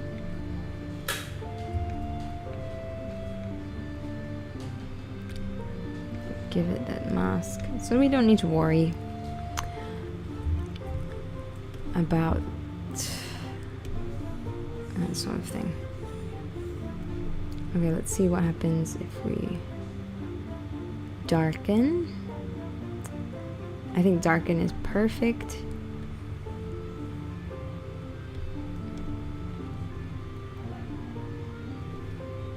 Because what that's going to do is only affect things that are lighter than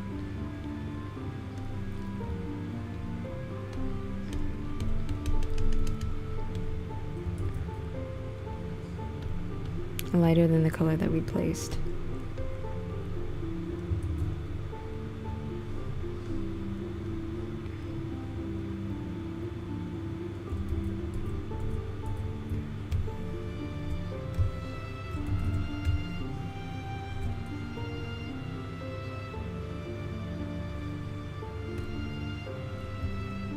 Let's get the moon and stars back.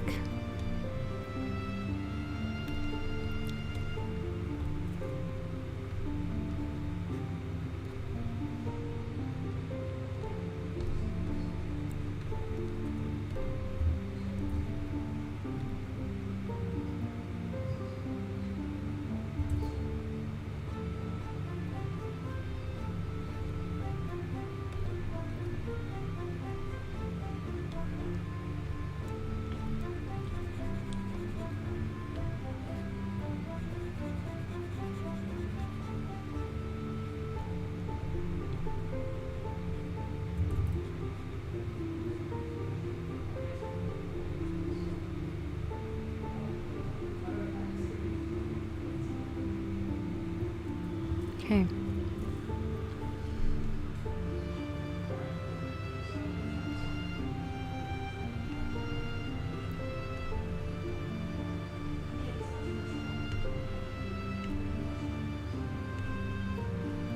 Let me try. Let's see. I'm just gonna try something real quick.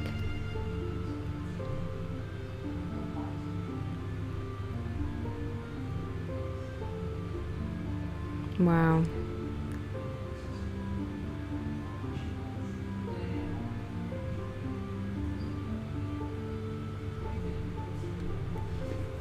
That looks crazy.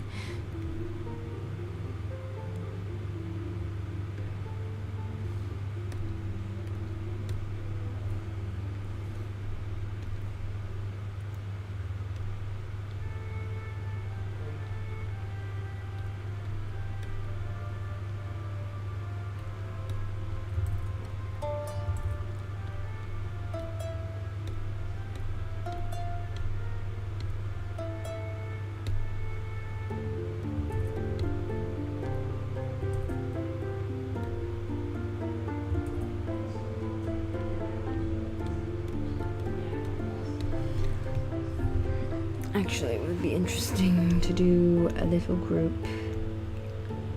Put the mask on the group. And then what we are going to do is deal with the saturation, which is too high. And there we go. That's a pretty cool look. Pretty cool look. Ooh. Sorry about that.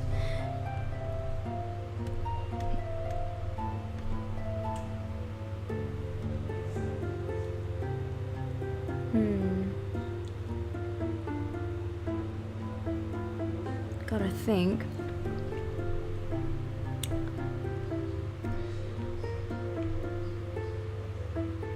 We're gonna turn the thumbnail off there. That's correct. Oh no, I have hiccups. Excuse me. Ah!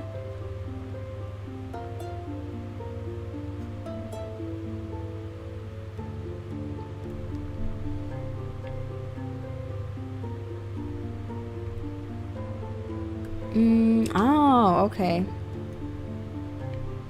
Okay, we're doing the transition. Actually is a kind of an easier situation for us. Because now we need... Where is our gradient tool? And we need it to be...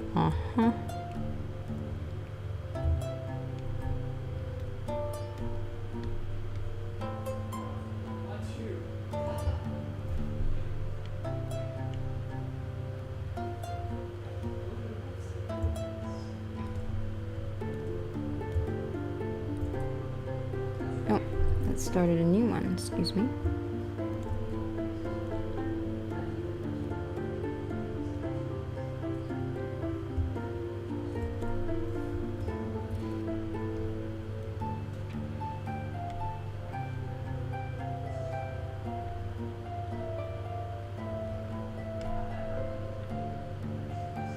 Where did it go?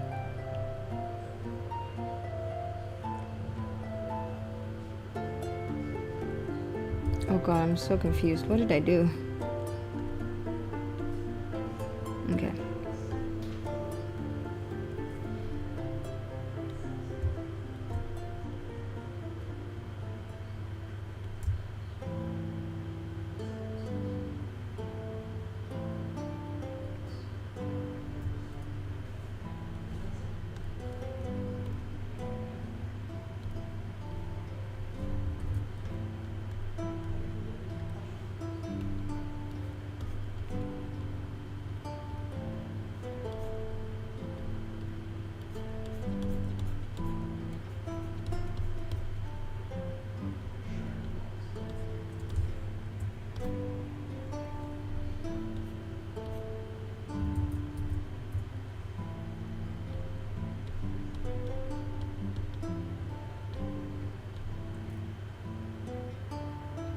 Yep.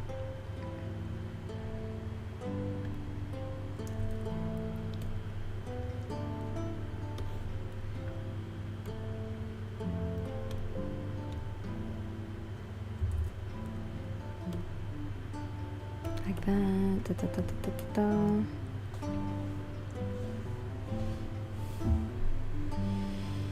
Let's see.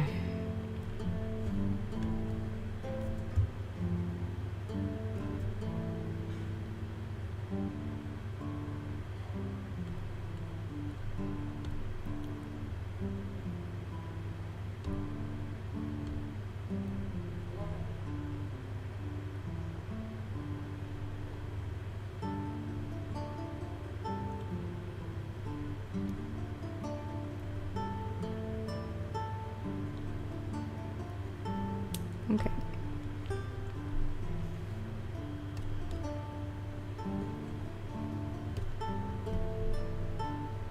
Let's do it.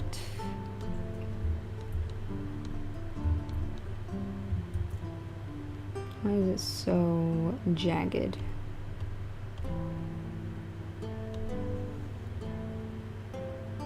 It's very jagged. One moment. Look at my settings.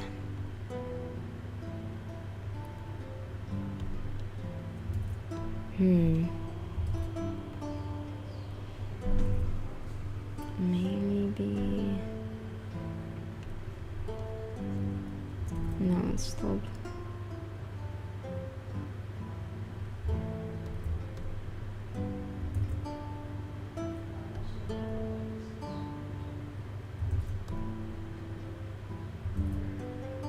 Never mind. Never mind then.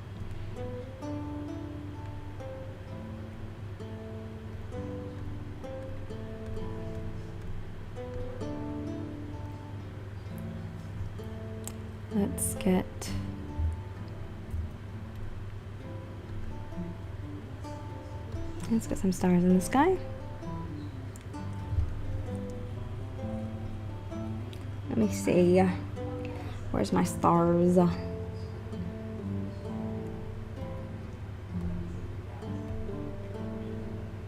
Stars. Is it this one? It's been a while.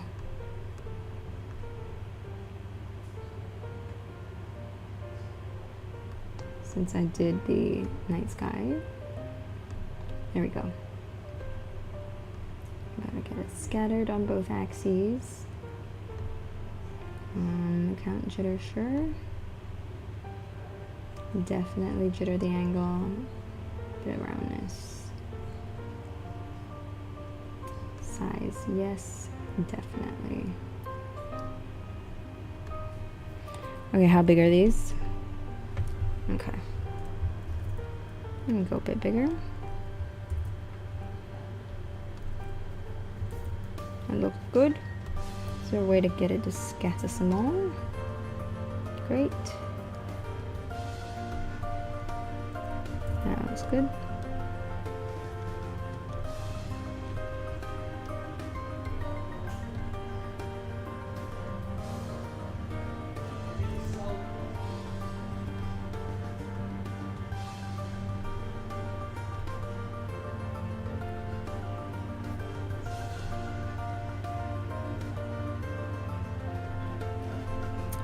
It's a bit.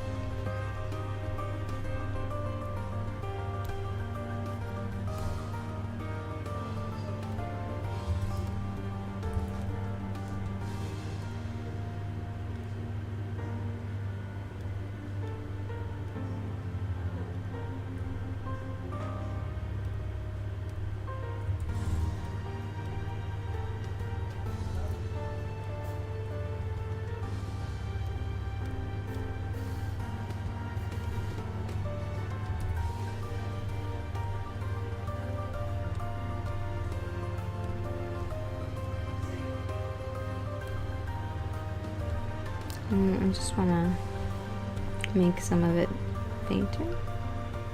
Right, because not all stars are equally bright in the sky.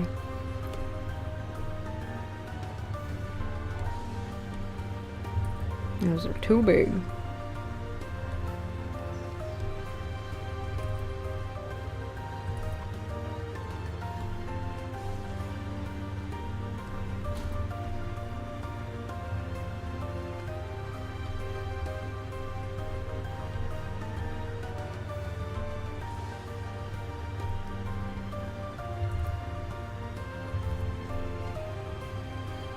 Okay.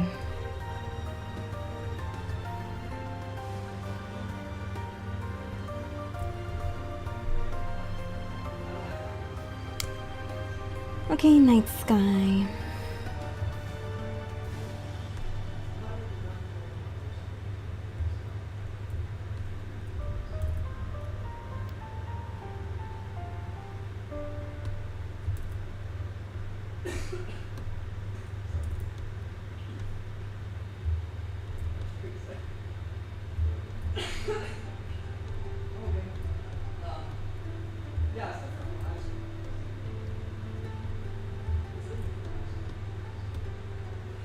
Okay.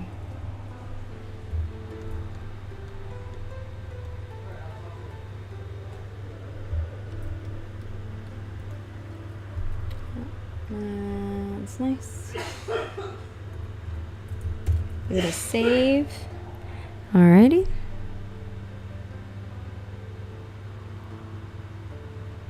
So, not exactly flat colors there. We're just adjusting a lot of like an existing panel.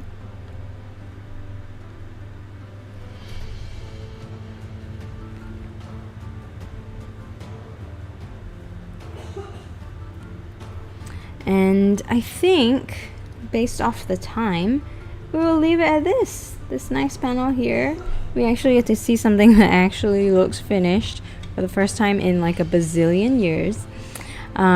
So I will continue to do more color stuff, more flat color stuff and everything over the course of the next stream. I think probably just 2 more streams worth of like flat color stuff, and then we're going on to all the effects and things like that. I think will be probably how things go. So that's my estimate.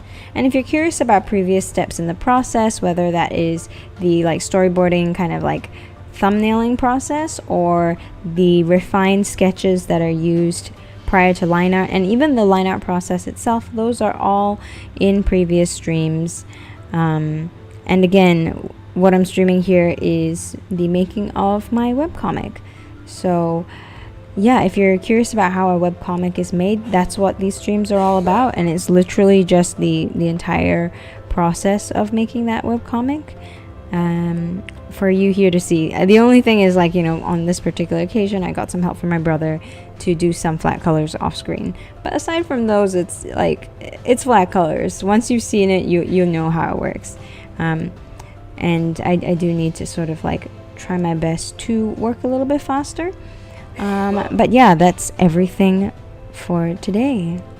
I'm gonna go eat dinner now. You should go eat something too. Bye bye. This is the end.